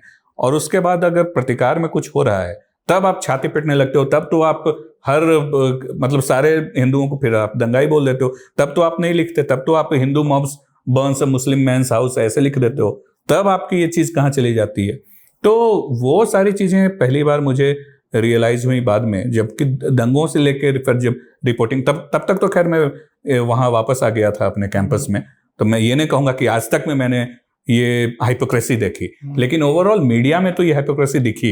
एक अनसेड रूल भी आप लिख रहे हैं, मीडिया का एक था राइट, कि आप नहीं लिखोगे इनका नाम। और ये देखिए कि इसका कितना गलत फायदा उठाया जब यूपीए 2 में नहीं, जब ये लालू 1 या 2 जब भी होगा, जब बनर्जी कमीशन बना इसकी जांच के लिए, इसको कोशिश की गई ये दिखाने के लिए खुद ही आग लग गई, खाना बना रहे थे और वो पैर से किसी के लग गया। राइट, क्योंकि और उसको आप जस्टिफाई करने के लिए क्या कहोगे, आप कहोगे कि अरे देखो उस वक्त के आप जितने भी टीवी चैनल्स थे आप देख लो, सब में बोला होगा कि बोगी में आग लग गई, किसी ने ये नहीं बोला होगा कि आग लगाई गई, यानी कि एक्सीडेंट था। आपने तो नहीं बताया ये सोच के कि हम बड़ा अच्छा जर्नलिज्म का काम कर रहे हैं, लेकिन इस चीज को उठा के उस तरीके से कर देंगे कि अगर आग लगाई होती, अगर ये एक्सीडेंट नहीं होता तब तभी खबरों में क्यों नहीं वो होता। तो ये इतना है ना, मैं तो खैर फिर भी बेनिफिट ऑफ डाउट दे रहा हूं कि इनके दिमाग में कुछ अच्छा सोच के इन्होंने ऐसा किया, लेकिन हु नोज कि एक्चुअली ये सारा का सारा उस एक तरीके से बहुत पुराने से प्लान का हिस्सा ही है कि मत बताओ ताकि बाद में हम इसको चीजों को हम वाइट वॉश कर सकें। 2011-12 इंडिया अगेंस्ट करप्शन का जो दौर चला, जिसमें सबने टोपी पहनी और दिल्ली वालों ने तो 2-3 बार टोपी पहनी। तो आपकी जब मैं किताब पढ़ रहा था तो उसमें बड़ा मतलब ऐसा व्यू मुझे दिखा, मुझे अभी तक 2-4 जनों का ही ऐसा व्यू मिला है कि आप लोग उस आंदोलन के समय भी मतलब बहुत ज्यादा इस आंदोलन को लेके फील गुड में नहीं थे कि बस झटके से ही धरती बदल जाएगी, दुनिया परिवर्तन हो जाएगी, ये हो जाएगा। नहीं, मुझे वो कभी नहीं लगा जन लोकपाल को लेके। और आपने लिखा है कि जो मतलब अभी तक जैसे जो मेजोरिटी ये मानती है कि वो जो पूरा आंदोलन था वो कांग्रेस को हटाने के लिए ऐसा था, बट आप लिखते हैं कि मैं ऐसा नहीं मानता। फिर अग्निवेश का भी आप डिस्कशन करते हैं और अरब स्प्रिंग की भी बात होती है, फिर राजदीप का भी मराठी में तहरीर स्क्वायर करो। तो ये थोड़ा जरा बताएंगे इसको, आप कैसे देखते हैं? सबसे पहले तो मैं इसलिए नहीं, मतलब मुझे जो अन्ना को लेकर के जो एक तरीके से पागलपन था कि हाँ, और वो सारी चीजों को मैं ऐसा भी नहीं था कि हेय दृष्टि से देखता था कि ये सब पागलपन है। अब अगर कोई समाज में घटना घटित हो रही है तो उसको मैं ऑब्जर्व करूंगा, समझूंगा और कहीं ना कहीं एडमायर भी करूंगा। तो वो एक तरीके से बिल्कुल यंग लोगों को जो कि पॉलिटिक्स से बिल्कुल बेरुखे हो चुके थे, जिनको लगता था कि ये अपने काम की चीज ही नहीं है, कम से कम पॉलिटिक्स में एक तरीके से इंटरेस्ट जगाया। तो वो तो मैं मानता हूँ, इसलिए मैं उसको अभी भी अच्छा मानता हूँ। लेकिन वो जन लोकपाल मतलब जो उसके वो थे ना ऑब्जेक्टिव्स जो थे उस आंदोलन के, वो मुझे बड़े बचकाने लगते थे कि एक लॉ बन जाएगा। अरे लॉ तो पता नहीं क्या, लॉ तो साला दहेज के अगेंस्ट है, दहेज रुक गया क्या? लॉ तो मर्डर को रोकने के लिए है, मर्डर रुक गया क्या? लॉ से कहाँ करप्शन रुकने वाला है? तो इसलिए वो मुझे बड़ा ही बचकाना लगता था। और बहुत सारी आइडियलिस्टिक बातें मुझे शुरू से नहीं पसंद। मैं प्रैक्टिकल प्रैग्मेटिक आदमी हूँ, तो इसलिए मैं कभी टोपी पहनने वालों में कभी वो शुमार था ही नहीं कि ये वो है। और जब मैं चीज़ों को देखता हूँ तो मुझे यही लगता है कि शुरुआत जो इसकी हुई होगी ये फिक्स्ड मैच के रूप में हुई थी, बाद में चीज़ें थोड़ा ज़्यादा ही ये बह गए। मुझे लगता है कि चूंकि धीरे धीरे वो सारा आने लगा था, करप्शन के केसेज, हाँ 2G CWG सब कुछ हो गया था और लग रहा था माहौल बिल्कुल बिगड़ रहा है। तो और उसी चक्कर में तो ये भाई साहब ने वो ऑर्डिनेंस फाड़ा था और क्या किया राहुल गांधी। तो ये एक तरीके से इमेज मेकओवर का एक्सरसाइज था, मुझे लगता है ओरिजिनली जैसा वो था कि ये लोकपाल वगैरह के लिए होगा, आमरण अनशन करेंगे अन्ना, राहुल गांधी जाएंगे ऑरेंज जूस पिला के, अनशन समाप्त, सारे जो प्रॉब्लम्स थे वो मनमोहन सिंह पे थोप दिए जाएंगे और राहुल गांधी को 2014 में एकदम साफ सुथरा प्राइम मिनिस्टर के रूप में प्रेजेंट किया जाएगा। हाँ, कमिंग ऑफ एज उनका पूरा हो जाएगा। लेकिन ये भाई लोग थोड़ा नशे में ज्यादा ही आगे बढ़ गए प्रशांत भूषण, अरविंद केजरीवाल, और जो कि एक तरीके से जो मैंने कहा कि मुंह से निकल गया ये अग्निवेश के कि ये तो पागल हाथी हुए जा रहे हैं, कपिल सिब्बल के फोन पे बातचीत करते हुए। तो पागल हाथी हो गए हैं का कहने का मतलब क्या है कि आप आउट ऑफ कंट्रोल हो गए हो। यानी पहला ओरिजिनल प्लान था कि आप विद इन कंट्रोल रहो। तो मेरी वो थ्योरी है, अब इसको कोई माने ना माने, कि ये एक इमेज मेकिंग एक्सरसाइज था। ये मनमोहन सिंह कहते हैं ना, एक तरीके से फेयरवेल स्पीच किया था कि history will be kind to me. वो history will be kind to him, क्योंकि हिस्ट्री लिखने वाले तो यही हैं। और वो इसलिए क्योंकि 2014 में भाई आप हार गए, इसलिए अगर इनका प्लान सक्सेसफुल हो जाता और किसी तरीके से यूपीए 3 हो जाता जहां की राहुल गांधी प्राइम मिनिस्टर बनते, तो history would have been completely unkind to him.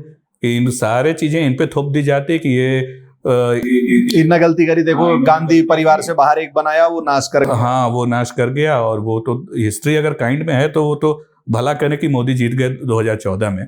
तो मुझे वही लगता है कि प्लान वो था।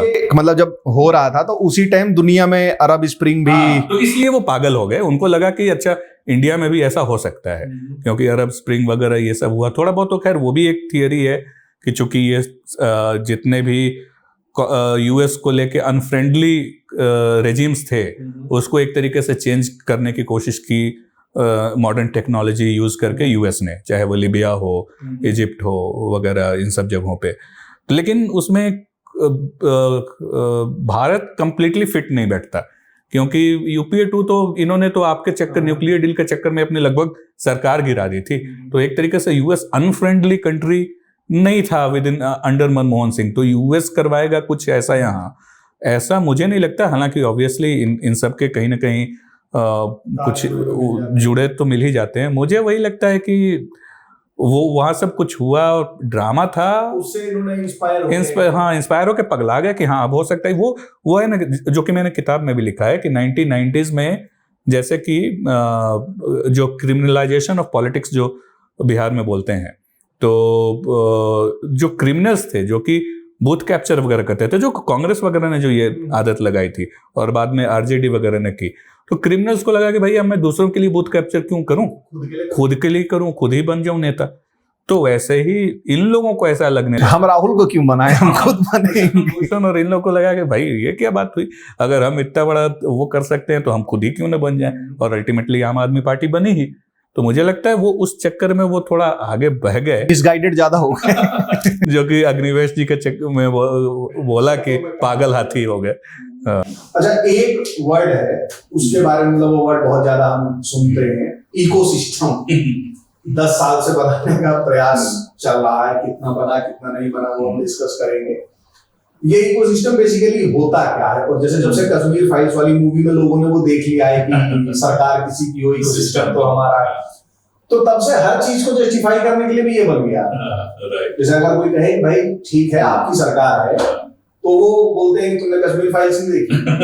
भाई तो ये इकोसिस्टम क्या है? और ये जो इकोसिस्टम है ये इनहेरेंटली हिंदुओं को हेट क्यों करता है? इसको थोड़ा डिटेल में चलेंगे, थोड़ा इसकी जर्नी कहां से शुरू हुई है। तो मतलब पूरा का पूरा आधा चैप्टर लगभग इसी पे है। हालांकि मैं बहुत डिटेल में नहीं गया क्योंकि मेरी जो पूरी किताब है एक तरीके से एक ऐसी अटेम्प्ट है कि कई सारी चीजों को लेके मैं का एक्सपोजर लोगों को हो, उसके बाद वो फिर एक शॉर्ट प्राइमर भारत की राजनीति का मिल जाता है, पढ़ने में इजी भी है। जैसे मैं बताऊं, एक बार मैंने पढ़ी थी 3 साल पहले, और आपका जैसे आज पॉडकास्ट करना था तो कल रात से मैंने पढ़नी शुरू की थी, और जब आप आए हैं उससे ठीक 7-8 मिनट पहले मैं 305वें पेज में आ गया। तो इजी है पढ़ने के, मतलब हाँ राइट। तो अगर उसी तरीके से सिंपल लैंग्वेज में ही समझाएं तो जो ये इकोसिस्टम जो है वो कांग्रेस का बनाया हुआ नहीं है, ये ब्रिटिश का बनाया हुआ है। अच्छा। और ब्रिटिश ने और वो मुगलों से बेहतर समझते थे कि कैसे कब्जा किया जाए, और चूंकि चीजें भी बदल गई थी जब मुगल वगल ये सब आए थे तो ज्यादा ये जो लड़ाई झगड़े थे उसी से चीजें सॉल्व होती थी। हालांकि यही चीज तो खैर आप सेकेंड वर्ल्ड वॉर भी तो वही है, वो क्या करें, लेकिन ये ज्यादा अकलमंद थे वो ऑब्वियसली। सिर्फ घोड़े पे चढ़ के तलवार चलाना इनको नहीं आता था।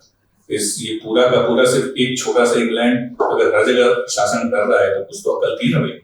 तो उनको पता था कि आप कैसे लोगों को एक लार्ज उसको कंट्रोल करके रखो। तो ये इकोसिस्टम तो तभी से बना हुआ है। उन्होंने देखा यहाँ के जो लोग थे भारतीय, खास करके हिंदू, इनको अगर कंट्रोल करना है तो आपको इनके दिमाग पे कैसे मैनिपुलेट करना है, कैसे राज करना है, उसका एक इन्होंने इकोसिस्टम बनाया।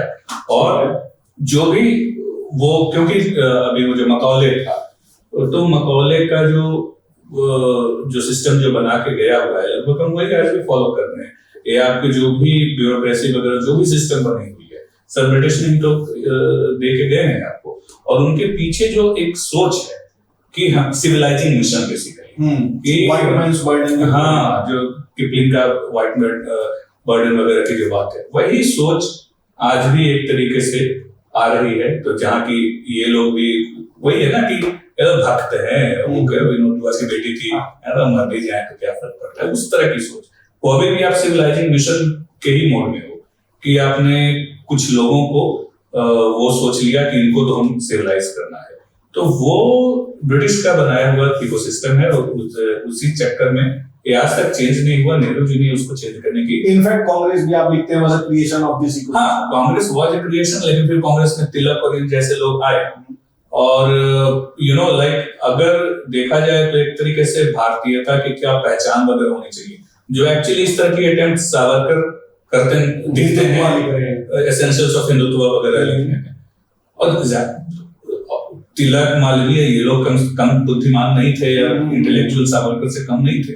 इनकी भी एक अपनी सोच थी, इन्होंने भी वो सारे डिबेट्स में हिस्सा लिया। और नेहरू जी का एक अलग था,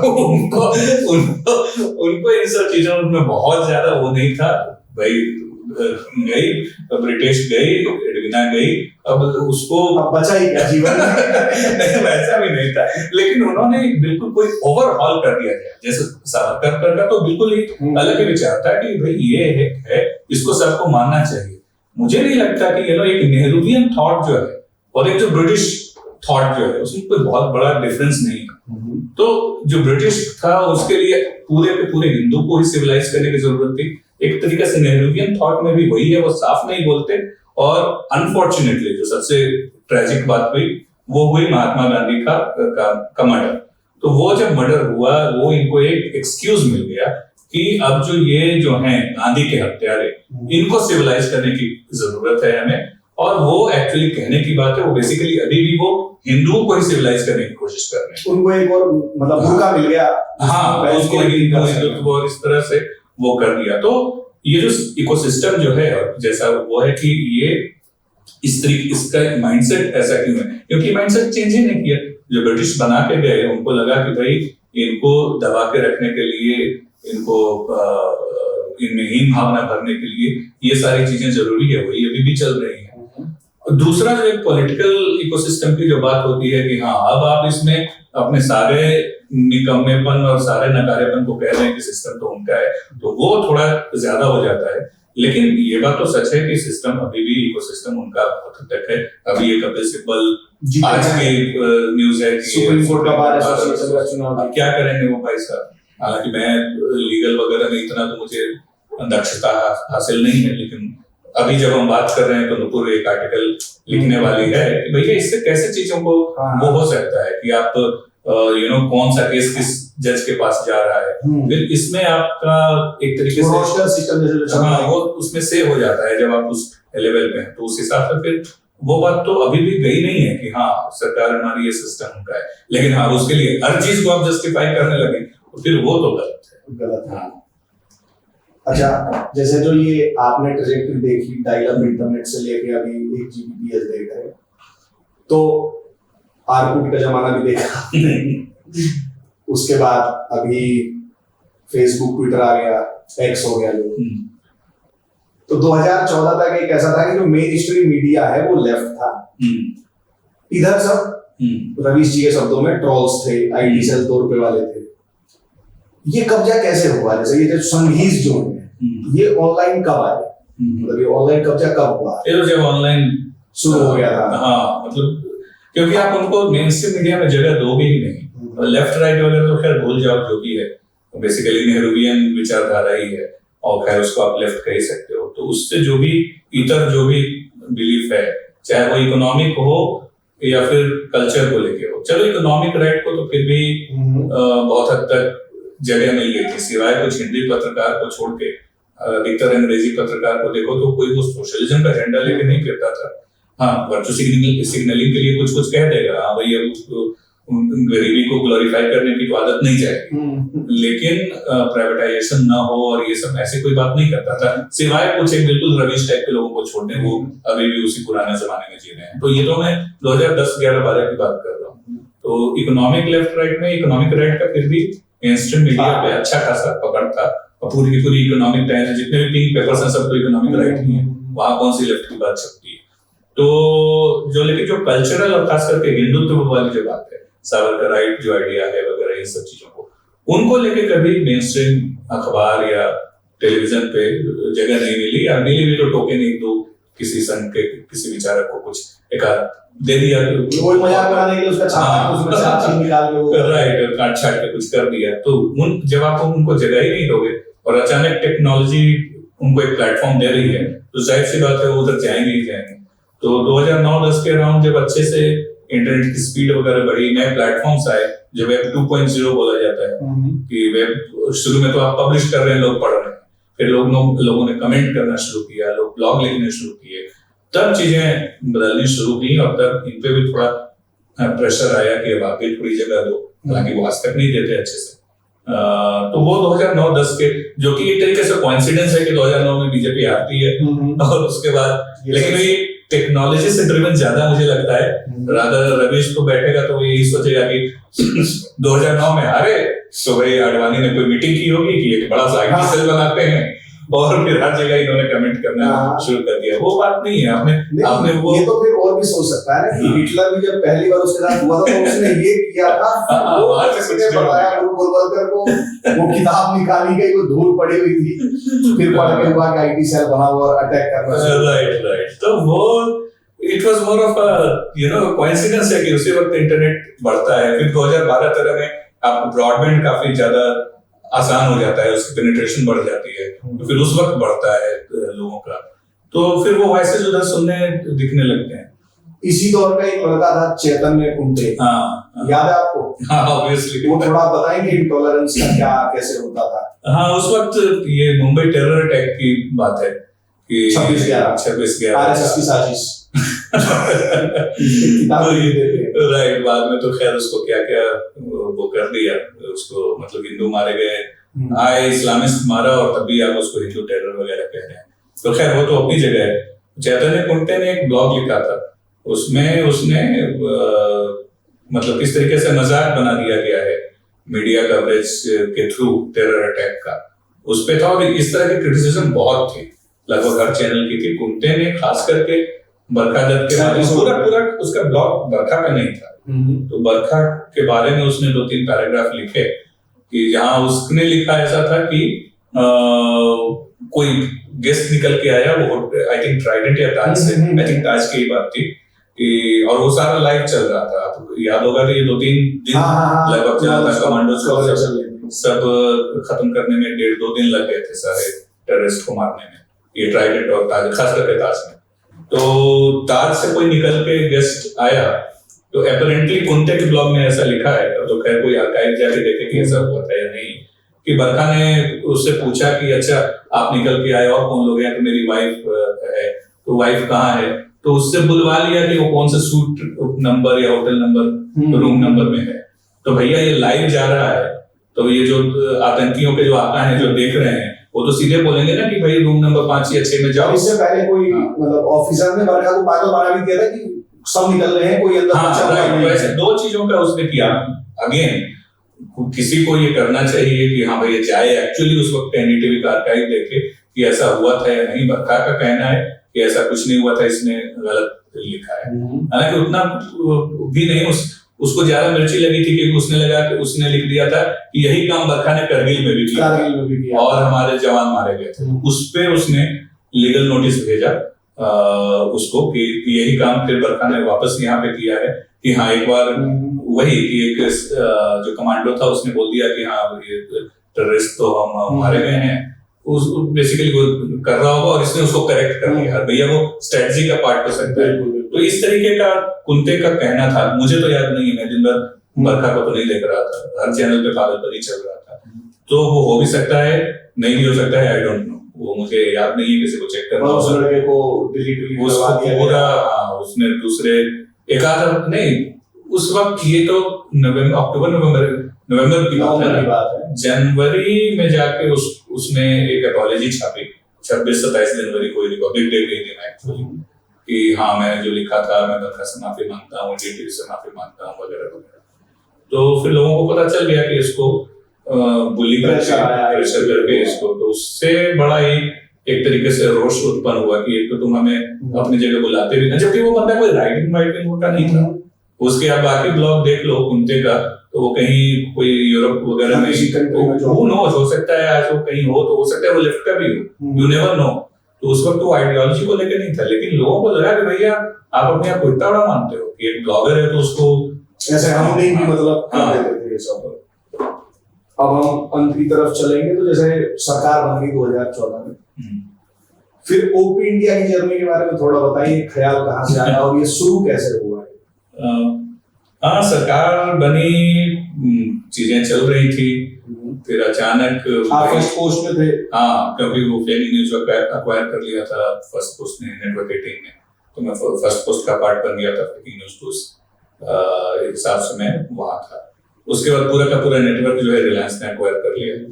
अब इन लोगों के तो नजर में वो तो अंबानी ने इसलिए किया था कि वो प्रो मोदी कर सके, कुछ बात नहीं थी। वो अंबानी के पास राइट्स थे अक्वायर करने के, क्योंकि आप उनको जो आपने उनसे एक तरीके से कर्ज लिया था वो आप दे नहीं रहे थे। इट वाज एक तरीके से वैनिटी बाइंग कह सकते हैं कि तुम मेरा कर्जा नहीं लौटा रहे हो तो मैं तुम्हारी चीज ले लूंगा। और दूसरा ये भी क्योंकि उनका जियो का प्लान था, तो जब आप जियो जैसे आज होता है कि जियो आप ऑफर करते हो तो उसमें इतने सारे ऐप्स आपको मिलते हैं, तो अब तो खैर नेटफ्लिक्स वगैरह सब कुछ मिल रहा है, लेकिन उस वक्त उनको था कि चलो कुछ हमारे पास कंटेंट तो होगा, नेटवर्क 18 के कंटेंट हम फ्री में दे देंगे या साथ बंडल में देंगे। तो एक वो था रादर देन कि हम मोदी जी के लिए, हम जैसे कि नवीश को लगता है कि अडानी ने मोदी जी का वो तो देखो आप मतलब अच्छा वो ऐसी कहानी नहीं है, वो अडानी के जो स्टॉक्स हैं उसकी ओवर प्राइसिंग करवाई गई कि अडानी पे पैसा है। फिर अडानी पे पैसा क्यों आए कि वो एनडीटीवी खरीदे, और क्यों खरीदे कि रवीश को बेरोजगार कर सके। मतलब रवीश जो है वो 10-20-30 करोड़ में 500 करोड़, मतलब उसको खरीदने के लिए तो आप मान लो आरबीआई के पास भी पैसा नहीं है। तो हुआ कि फिर वो तो भाई हत्या करी गई है रवीश जैसे तो मैं सदमे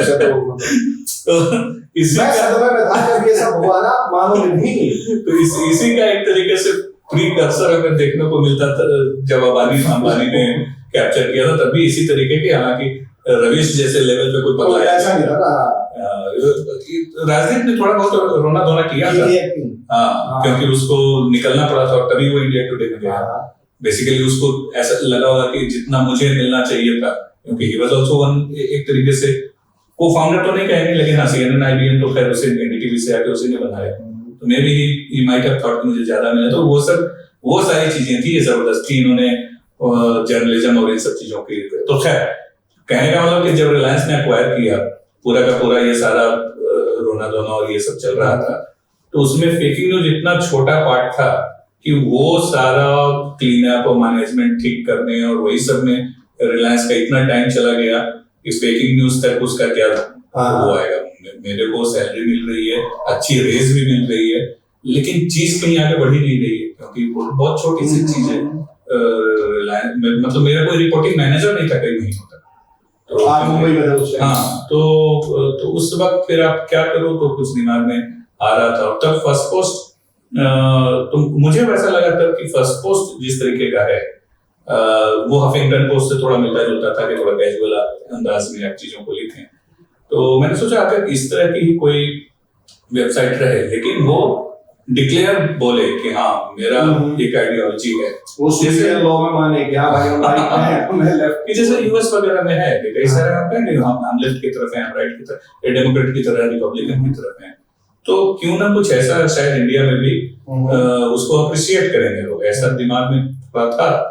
तो उस तरीके से ही उत्पत्ति हुई। तो दिमाग में तो थोड़ा वैसा था। उसके बाद फिर वो थोड़ा मीडिया क्रिटिसिज्म का उसका नेचर हो गया।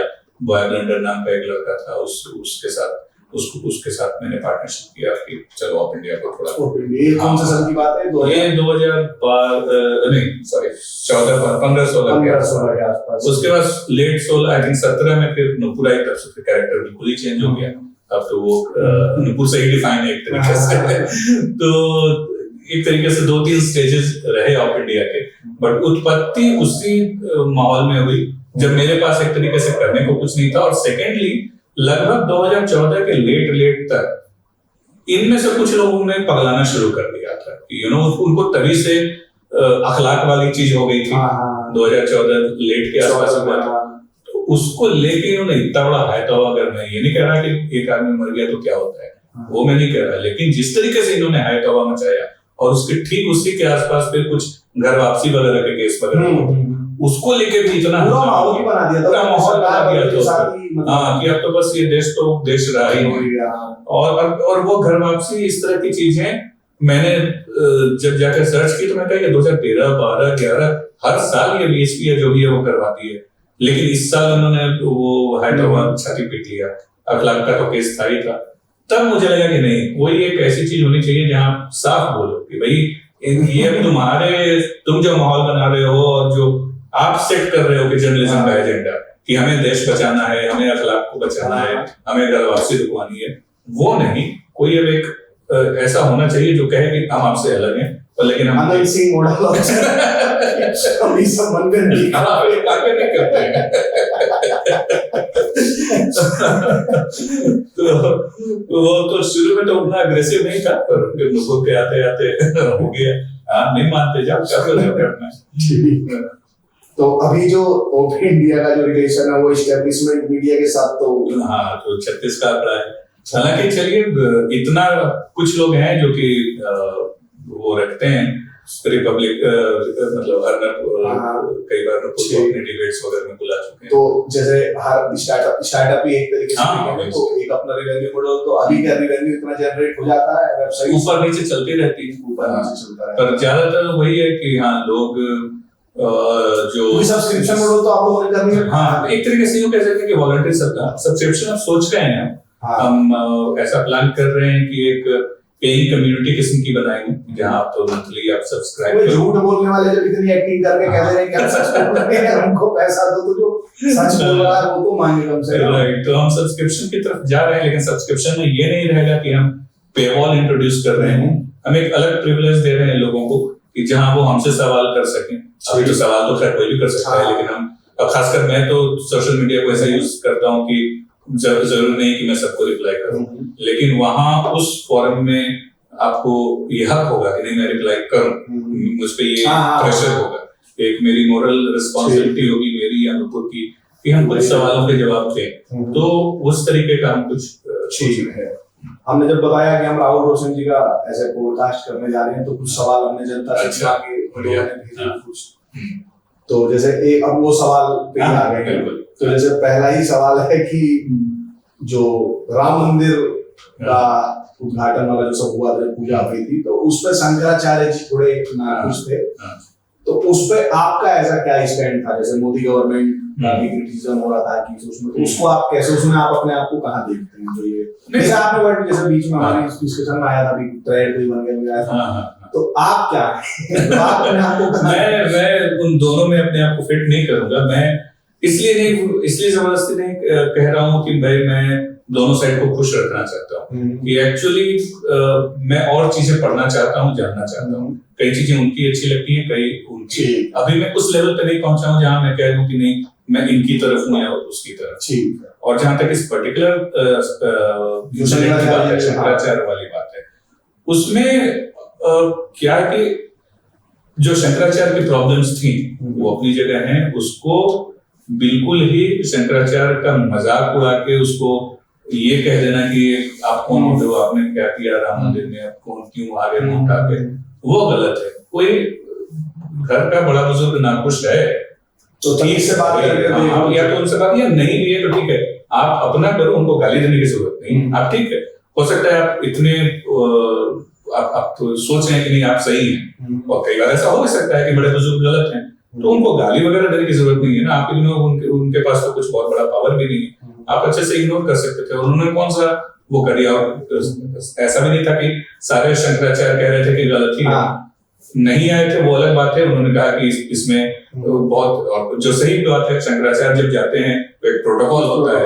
वो जो बाकी जो लोग हैं उनसे ऊपर बैठते हैं, और यहाँ हजारों की संख्या में लोग आए थे, उनको कहाँ बिठाते, अगर मोदी या योगी उनसे ऊपर बैठे हैं तो फिर उनका अपमान होगा। तो उन्होंने खुद ही कहा कि हम नहीं जाएंगे क्योंकि ये चीजें प्रोटोकॉल नहीं हो पाएगा। ठीक है, एक सवाल है कि जो इंडिया का जो राइट विंग है उसके पास कोई कंस्ट्रक्टिव पॉजिटिव एजेंडा है, और it is simply a reaction against the left? बढ़िया सवाल है। अनफॉर्चुनेटली ज्यादातर रिएक्टिव ही है। हम भी जब देखते हैं कि ऑफ इंडिया में भी अगर हमने कुछ एक आध बार कभी ओरिजिनल स्टोरी कर ली ग्राउंड वगैरह से, तो कुछ के तो अच्छे रिस्पॉन्स आते हैं, अधिकतर बार या कुछ उस तरीके की तो उतना अच्छा रिस्पॉन्स नहीं आता, लेकिन आप जब रिएक्ट कर रहे हो, किसी को अटैक कर रहे हो, तो लोगों को बड़ा पसंद आता है। तो ज्यादातर तो रिएक्टिव ही है, लेकिन मुझे लगता है उसकी एक वजह ये है कि अभी भी अवेयरनेस कम है। अब जब धीरे धीरे जब लोग पढ़ेंगे, समझेंगे, उनको पता चलेगा कि भैया फ्रेमवर्क है क्या, जो हम हिंदुत्व संघी जो बोल रहे हैं, इन सब का मतलब क्या है। वो सारे डिबेट्स होने लगे हैं, तभी आपस में टकराव भी हो रहे हैं। तो एक बार जब वो सारी चीजें होंगी, लोगों को समझ में आएगा, तो एक कंस्ट्रक्टिव एजेंडा भी आ जाएगा। कंस्ट्रक्टिव एजेंडा तो तभी होगा ना जब आपके पास क्लैरिटी हो, आप कौन हैं, आप क्या करना चाहते हैं, आपका ऑब्जेक्टिव क्या है, आपके दोस्त कौन है, दुश्मन कौन है। ये सब अगर आपके दिमाग में क्लैरिटी हो तो एजेंडा आ जाएगा। अनफॉर्चुनेटली अभी तक जितने भी चीज राइट विंग के बारे में डेफिनेशन वगैरह है, वो एक्चुअली लेफ्ट ने दे रखे हैं। हिंदुत्व क्या है, संघ क्या है, वगैरह वगैरह, वो उन्होंने दे रखे हैं। एक बार जब हम अपना डिफाइन करेंगे, अपना समझने की कोशिश करेंगे, संघ का तो खैर अपना हेड है, मैं बाकियों की बात कर रहा हूँ, तो फिर आई थिंक ये कंस्ट्रक्टिव डायरेक्शन में जाएगी। नॉन आरएसएस हिंदुत्व का फ्यूचर आपको दिखाई देता है भारत में? हाँ, मतलब मुझे लगता है कि हमारे पास उसको नॉन आरएसएस हिंदुत्व बोलूं या जो भी बोलूं, पर संघ की विचारधारा से अलग एक, अब उसको हिंदुत्व कहें या जो भी कहें, वही तो एक तरीके से लड़ाई चल रही है। इसका जैसे वो भी था, जैसे जो आपने बुक में भी लिखा है, जो पहला फायर वॉइस जो था रवि नायर मीडिया को, अभी तो बट इस जमाने में वो था। और फिर जैसे जो जिस प्रकार के स्टेटमेंट्स आ रहे हैं, आप डीएनए वाला देख रहे हैं, जैसे बहुत सारी चीजें आ रही हैं, तो एक तबका, जैसे आपने जो अपनी बुक लिखी है, जो संघी नेवर वेंट टू शाखा, तो उसमें वही है कि आप कभी शाखा अभी आज तक फॉर्मली नहीं गए, बट आपने जितनी बार खुद को आपको संघी कहा गया होगा, उतना एक सामान्य शाखा जाने वाले को जीवन में सुनने को ना मिले। तो एक तबका ऐसा है कि जो संघ में नहीं जा रहा है, बट उसकी आइडियोलॉजी है, वो सब मान रहा है। तो इसीलिए ये सवाल रिलेटेड था कि जो ये नॉन आरएसएस बैकग्राउंड के जो लोग आ रहे हैं, जो एक हिंदुत्व असर चल रहा है, उसका फ्यूचर मुझे लगता है, देखिए, डिफाइन करने की जरूरत होगी कि आप हिंदुत्व, वही जो पहले मैंने बोला, कंस्ट्रक्टिव आप तभी पढ़ेंगे जब आपको चीजों को क्लैरिटी होगी। तो संघ का एक अपना सोचने का नजरिया है, और कई सारी चीजें वहां बहुत क्लियर नहीं है कि वो क्या सोचते हैं। अभी जैसे बिल्कुल ही साफ वही से अगर मैं बात करूं कि जैसे अम्बेडकर या फुले को लेके जो कई बार आप देखते हैं कि टकराव होता है, तो संघ ने एक तरीके से एक बड़े धड़े में, कोई ऑफिशियली नहीं, लेकिन एक बड़ा संघ का धड़ा जो है उसने या यूं कहें सन ने ही अम्बेडकर और फूले को अपना लिया। हाँ बिल्कुल। और ये 1970-80 में ही हुआ, जब आप और हम भी जन्म नहीं हुआ था, मतलब मेरा भी नहीं। तो अब मैं जाके यूं कहूं कि अरे यार तुमने तो मुझे धोखा दे दिया, ये मेरी तो आइडियोलॉजी इनसे मैच नहीं करती, ये हिंदुत्व नहीं हो सकता, तो ये तो मेरी बेवकूफी है ना कि आप जान नहीं रहे। हाँ 70-80 साल तो जब एक बार हम समझेंगे, वो करेंगे, संघ की एक अपनी विचारधारा है, आपकी क्या विचारधारा है। अब ये वही सिर्फ नेगेटिव ना हो जाए कि आप सिर्फ आरएसएस को अटैक किए जा रहे हैं, हाँ आप उसको डिफाइन करें कि आपके हिसाब से क्या वो होना चाहिए, फ्रेमवर्क होना चाहिए, फिर आगे बढ़िए। ठीक।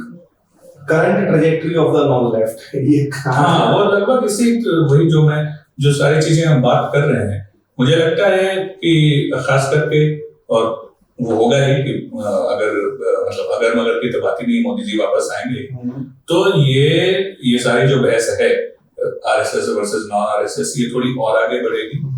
ये पॉलिटिकल कॉन्फ्लिक्ट में बदलेगा या नहीं ये मैं नहीं कह सकता, लेकिन ये थोड़ी बहस आगे बढ़ेगी, और वो जो ट्रेजेक्टरी जो है उसमें ये कहीं आना ही है। एक तरीके से जो कांग्रेस में वो जो हम पढ़ते थे ना, नरम दल वर्सेस गरम दल वाला, तो इस तरीके का कुछ ये होगा ही। और वो अच्छा, जैसे यूएस ने मान लिया था लगभग बहुत सारे लोगों ने दुनिया में 1989 में with the fall of USSR, जो उसका डिसइंटीग्रेशन हुआ, कि कम्युनिज्म तो खत्म हो गया। अभी 2014 के बाद भी बहुत सारे लोगों को, आप भी बताइएगा, आप भी उन लोगों में हैं, आपको क्या लगता है कि लेफ्ट तो खत्म हो चुका है, लेफ्ट तो है ही नहीं है, बचा ही नहीं है, तो आप इससे कितना एग्री करते हैं? ऑब्वियसली नहीं। और लेफ्ट का फ्यूचर क्या दिख रहा है आपको इंडिया में? लेफ्ट का तो हर जगह अगेन लेफ्ट को आप डिफाइन कैसे करते हैं? अगर कम्युनिज्म के हिसाब से डिफाइन कर रहे हैं सीपीआई सीपीएम, तो वो तो खत्म ही है। ठीक है, वो तो 2 स्टेट तो उनके पास मुश्किल से थे, वो भी नहीं बचे, अब तो बंगाल तो गया ही बिल्कुल हाथ से, केरला ही शायद निकल जाएंगे। तो वो कम्युनिज्म आप देख लो, या उससे जो एसोसिएटेड नक्सलिज्म, माओइज्म, ये सब देख लो, वो तो गया, उसका कोई फ्यूचर नहीं, पॉलिटिकल उसका कोई फ्यूचर नहीं है। लेकिन जो वो लेफ्ट का जो कल्चरल वर्जन है वो तो कहीं नहीं जा रहा, वो तो क्योंकि वो इतना डोमिनेटिंग, इतना स्ट्रॉन्ग, इतना इंटॉलरेंट है कि वो उसको आप कैसे कह दो कि खत्म हो गया। वो तो आप और हम क्या सोच बोल रहे हैं वो तो सबसे ज्यादा वही डिफाइन कर रहा है। फेसबुक, ये तो इलॉन मस्क आ गया तब ना कि उसने ट्विटर का अलग ही एक डायरेक्शन में वो लेके चला, लेकिन पूरा गूगल, पूरा फेसबुक और पहले का ट्विटर भी पूरा का पूरा इनके चरणों में नतमस्तक था कि आप बताओ क्या हेट स्पीच है, आप बताओ कि हाँ, हर कंपनी में आप देखो जाके तो अब प्रोनाउंस और ये जेंडर पॉलिटिक्स चल रही है, जेंडर न्यूट्रल टॉयलेट तो दिल्ली में भी बंद है। हाँ, ये सब हो रहा है। तो ये कहाँ, ये तो कोई कह दे कि लेफ्ट का ये जो वो है रूप है, ये तो बढ़ ही रहा है। जो प्रेजेंट गवर्नमेंट है उसके कामों से आप कितने सेटिस्फाइड हैं? मतलब एज ए सेक्युलर जो डेवलपमेंट वगैरह का काम है, इनसे बेटर तो और कोई करेगा नहीं, वो आएंगे तो रुकने ही है, उसमें तो कोई है ही नहीं। सिंपलेस्ट चीजें जो इंफ्रास्ट्रक्चर वगैरह है, अगर आप ड्राइव करो, इतने एक्सप्रेसवेज, हाईवेज वगैरह जो बने हैं, और बिजली वगैरह लोगों को बेटर मिल रही है, तो इन सब चीजों में तो ऑब्वियसली गुंजाइश तो हमेशा रहती है। और भी मतलब अनफॉर्चुनेटली 70 साल बाद भी अगर हम बेसिक चीजों की कोई पूरा कर पा रहे हैं तो वो तो खैर एक अलग रोना है ही।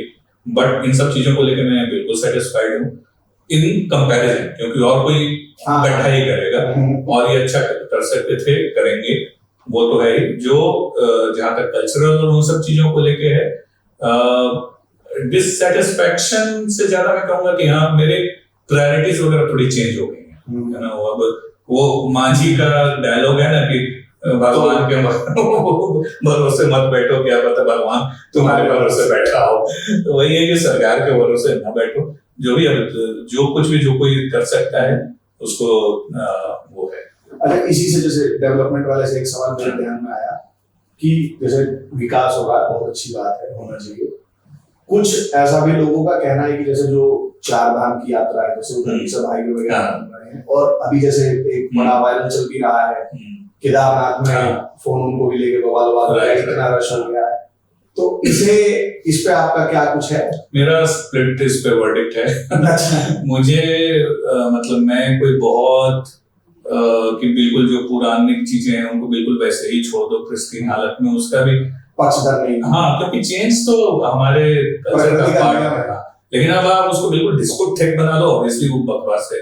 या फिर अभी जैसे कामाख्या कॉरिडोर की बात चल रही है, वो एक सेंसिटिव जोन है, इकोलॉजिकल सेंसिटिव जोन है। केदारनाथ में भी हर 1 मिनट में 2 हेलीकॉप्टर उड़ रहे हैं। तो वो सारी चीज पर मुझे लगता है अभी जो ये उत्तराखंड टनल ट्रेजेडी जो हुई थी ना, उससे सब लोगों को सीख मिली है और थोड़ा जो है पैर थोड़े पीछे खींचे जाएंगे कि इकोलॉजिकल सेंसिटिव जोन में बहुत ज्यादा हम छेड़छाड़ ना करें। आई थिंक कामाख्या कॉरिडोर का जो डेवलपमेंट होगा उसमें इन सब चीजों को ध्यान में रखा जाएगा। पर जो पिकनिक स्पॉट वाले, देखो वो तो नजरिया है ना, ऑब्वियसली मैं भी नहीं कह रहा हूँ कि वो आप रील्स और वो सब बना दो, लेकिन मतलब कोई अगर चीजों को किसी भी बहाने से अगर वो पहला स्टेप कोई ले रहा है, उसको अगर इंस्टाग्राम पे मैं ये नहीं कह रहा भैया तुम मिनीज और स्कर्ट्स में या फिर मतलब सिर्फ लड़कियों की बात नहीं है, किसी की भी जाके और यही सब नाचो गाओ फिरो और वो सब करो, लेकिन अगर किसी कोई फर्स्ट स्टेप ले रहा है यंग जनरेशन उस तरीके की तरफ से, तो मुझे वो चीज पॉजिटिव ही लगती है। उसको समझाने की जरूरत है, सिखाने की जरूरत है। कोई बिल्कुल ही गधा है तो पीटने की भी जरूरत है लेकिन मैं बिल्कुल वैसी भी हालत में नहीं हूँ कि नहीं बिल्कुल स्ट्रिक्ट होना है, बिल्कुल जैसा पहले था 4 फीट की रोड थी तो 4 ही फीट रहना चाहिए, वो तो थोड़ा ज्यादा हो जाता है। एक सवाल आया कि ओपी इंडिया आपने शुरू किया, ओपी इंडिया आप चला रहे हैं, तो खतरे भी होते होंगे, तो खतरे फेस भी करते हैं, तो आप लोगों को जान का भी खतरा रहता है? आते हैं एक्चुअली, डेथ थ्रेट्स वगैरह वो सब तो रहते ही हैं। फनीली खालिस्तानियों से ज्यादा रहे, इस्लामिस्ट से कम रहे। तो ये वो कहाँ वो पायल कनाडा और यूके वगैरह से वो सब आए हैं, तो उस तरीके से तो रहते हैं। और जो लीगल वगैरह है वो तो चलता ही रहता है, कभी इसने केस किया कभी उसने केस किया। एक एडवाइस मांगी गई है कि अगर कोई 20 साल का बच्चा आपको देख रहा है तो उसे क्या करना चाहिए? बैरिंग यूपीएससी बारिंग यूपीएससी तो वो नहीं, अब तो 20 साल का कोई है तो जैसे बहुत सारे लोग कहते हैं कि हम क्या पढ़े क्या मतलब, जैसे अभी इस जैसे कल्चरल वॉर जैसे आपने बोला कि वो भगवान के भरोसे मत रहो, क्या पता वो तुम्हारे भरोसे हो, तो भाई अगर खुद ही करने का ही है तो एक जैसे आप क्या ऐसा नहीं, अगर मतलब मैं मान के चल रहा हूँ कि 20 साल का है, आइडियोलॉजिकली थोड़ा बहुत इंक्लाइंड है, जो एक्सप्लोरेटरी फेज में है, तो उसको तो एक चीज मैं बोलूंगा कि भैया सीताराम गोयल के बुक्स आसान हैं, छोटे भी हैं, वो पढ़ो। उसको उससे बहुत सारी चीजें हो सकता है। मैं जब पढ़ा तो मुझे लगा मैंने तो कितने साल बर्बाद कर दिए चीजों को, रीइन्वेंटिंग द व्हील कर रहा था, ये पहले पढ़ लिया होता तो बेटर था। तो ये सारी चीजें हैं, और जितने भी अलग अलग कम से कम हैं, अभी से ही अपना दिमाग पका मत लो कि यही सही है या यही गलत है, ज्यादा जानने की कोशिश करो। आई थिंक वही रहेगा। और इसी के साथ लास्ट सवाल है, आप पूजे शर्मा जी की सैलरी का बढ़ा रहे हैं? सैलरी बढ़ जाएगी अगर हमारा जो प्लान है कि यहाँ सब्सक्रिप्शन वगैरह उन सब का अच्छा रिस्पॉन्स रहा तो बढ़ा देंगे सैलरी। एक हिंदू हेट ट्रैकर रह गया था वो, एक इसके बारे में अगर आप कुछ बता दें। हाँ, वो एक हम चाह रहे हैं, क्योंकि अभी बहुत जरूरी है ना ये, खासकर 2000 मतलब ये तो बहुत पहले से ही होना चाहिए था, लेकिन 2024 के बाद सबको, मैं आप सबको चाहिए कि हम जितना ज्यादा डेटा लिटरेचर इकट्ठा कर सकें, क्योंकि अभी तक आपके पास हिंदुत्व क्या है ये ज्यादा से ज्यादा उन गधों ने लिखा है rather than हमने। तो इस तरह की चीजें बहुत जरूरी है कि हम डिफाइन करें, डॉक्यूमेंट करें दोनों। तो और ये हिंदू हेट ट्रैकर में यही अटेम्प्ट रहेगा कि हम डॉक्यूमेंट भी करेंगे और डिफाइन भी करेंगे कि हम क्यों कर रहे हैं। जैसे लव जिहाद यूज हम नहीं कर रहे हैं, उसकी जगह हम कोई और वर्ड करेंगे, उसको डिफाइन करेंगे कि वो क्या है। और उस तरीके से लगभग 7 या 8 मेन कैटेगरीज डिफाइन की है नुपुर ने, कि वो रहेगा, उसके अंदर फिर सब कैटेगरीज हैं। तो डेफिनेशन और डॉक्यूमेंटेशन ये बहुत जरूरी है राइट विंग की तरफ से। तो उसकी तरफ खास करके जो हेट है हिंदूज को लेके, तो वो एक हम कर रहे हैं, और बाकी तो खैर चलता ही रहेगा, ये काम ही है हमारा नुपुर का, वो है डॉक्यूमेंटिंग आवर ओन एंड जो उसका लिखा है, तो डॉक्यूमेंटिंग एंड अच्छा। कभी पेसिमिज्म होता है जैसे कि कभी कभी होता है, बट नहीं है, अगर पेसिमिस्ट इस डोमेन में रहोगे तो आप सर्वाइव ही नहीं कर पाओगे, क्योंकि ऑलरेडी सिस्टम आपका है नहीं। हाँ। नहीं तो कितना पेसिमिज्म रहे, पेसिमिस्ट होने के लिए कई बार ऐसा लगता हो कि we are fighting a lost battle. एक दो बार नुपुर ने के भी मुंह से अब अगर ऐसा निकला है, but can't afford it, you know. कई बार ऐसा ये लगता है, नहीं है कि ये, हाँ, टू बी ऑनेस्ट ऐसा एक दो बार लगता है। कई बार उदासी होती है, छोड़ के अपने फैमिली वगैरह का केयर करो, ये सब लगता है दिमाग में। बट यू जस्ट, वो एक अच्छी लाइन है योगी जी की कि एक हिंदू कभी निराशावादी नहीं हो सकता। हाँ, तो वही सुन लेते हैं। तो धन्यवाद, आपने हमें समय दिया। और संजीव नेवर वेंट टू शाखा वाली किताब है, आप लोग उसे पढ़ें। ओपी इंडिया आप सब लोग मुझसे ज्यादा जानते ही होंगे, मैं इतना बड़ा तो हुआ नहीं कि ओपी इंडिया का प्रचार करके आप लोगों को बताऊं। ओपी इंडिया वेबसाइट है, आप लोग जाएं, हिंदी इंग्लिश दोनों में लिखती है, क्योंकि ये बहुत समस्या रहती है लोगों को हिंदी में कंटेंट है क्या। और सब्सक्रिप्शन प्लान आएगा जब वो करना ही, बाकी राहुल भैया ट्विटर पे अपना यूपीआई आईडी लिखते रहते हैं, वो स्क्रीन पे चला दिया जाएगा। तो जो वो भी करना चाहें, आपने हमें समय दिया इसके लिए बहुत बहुत धन्यवाद।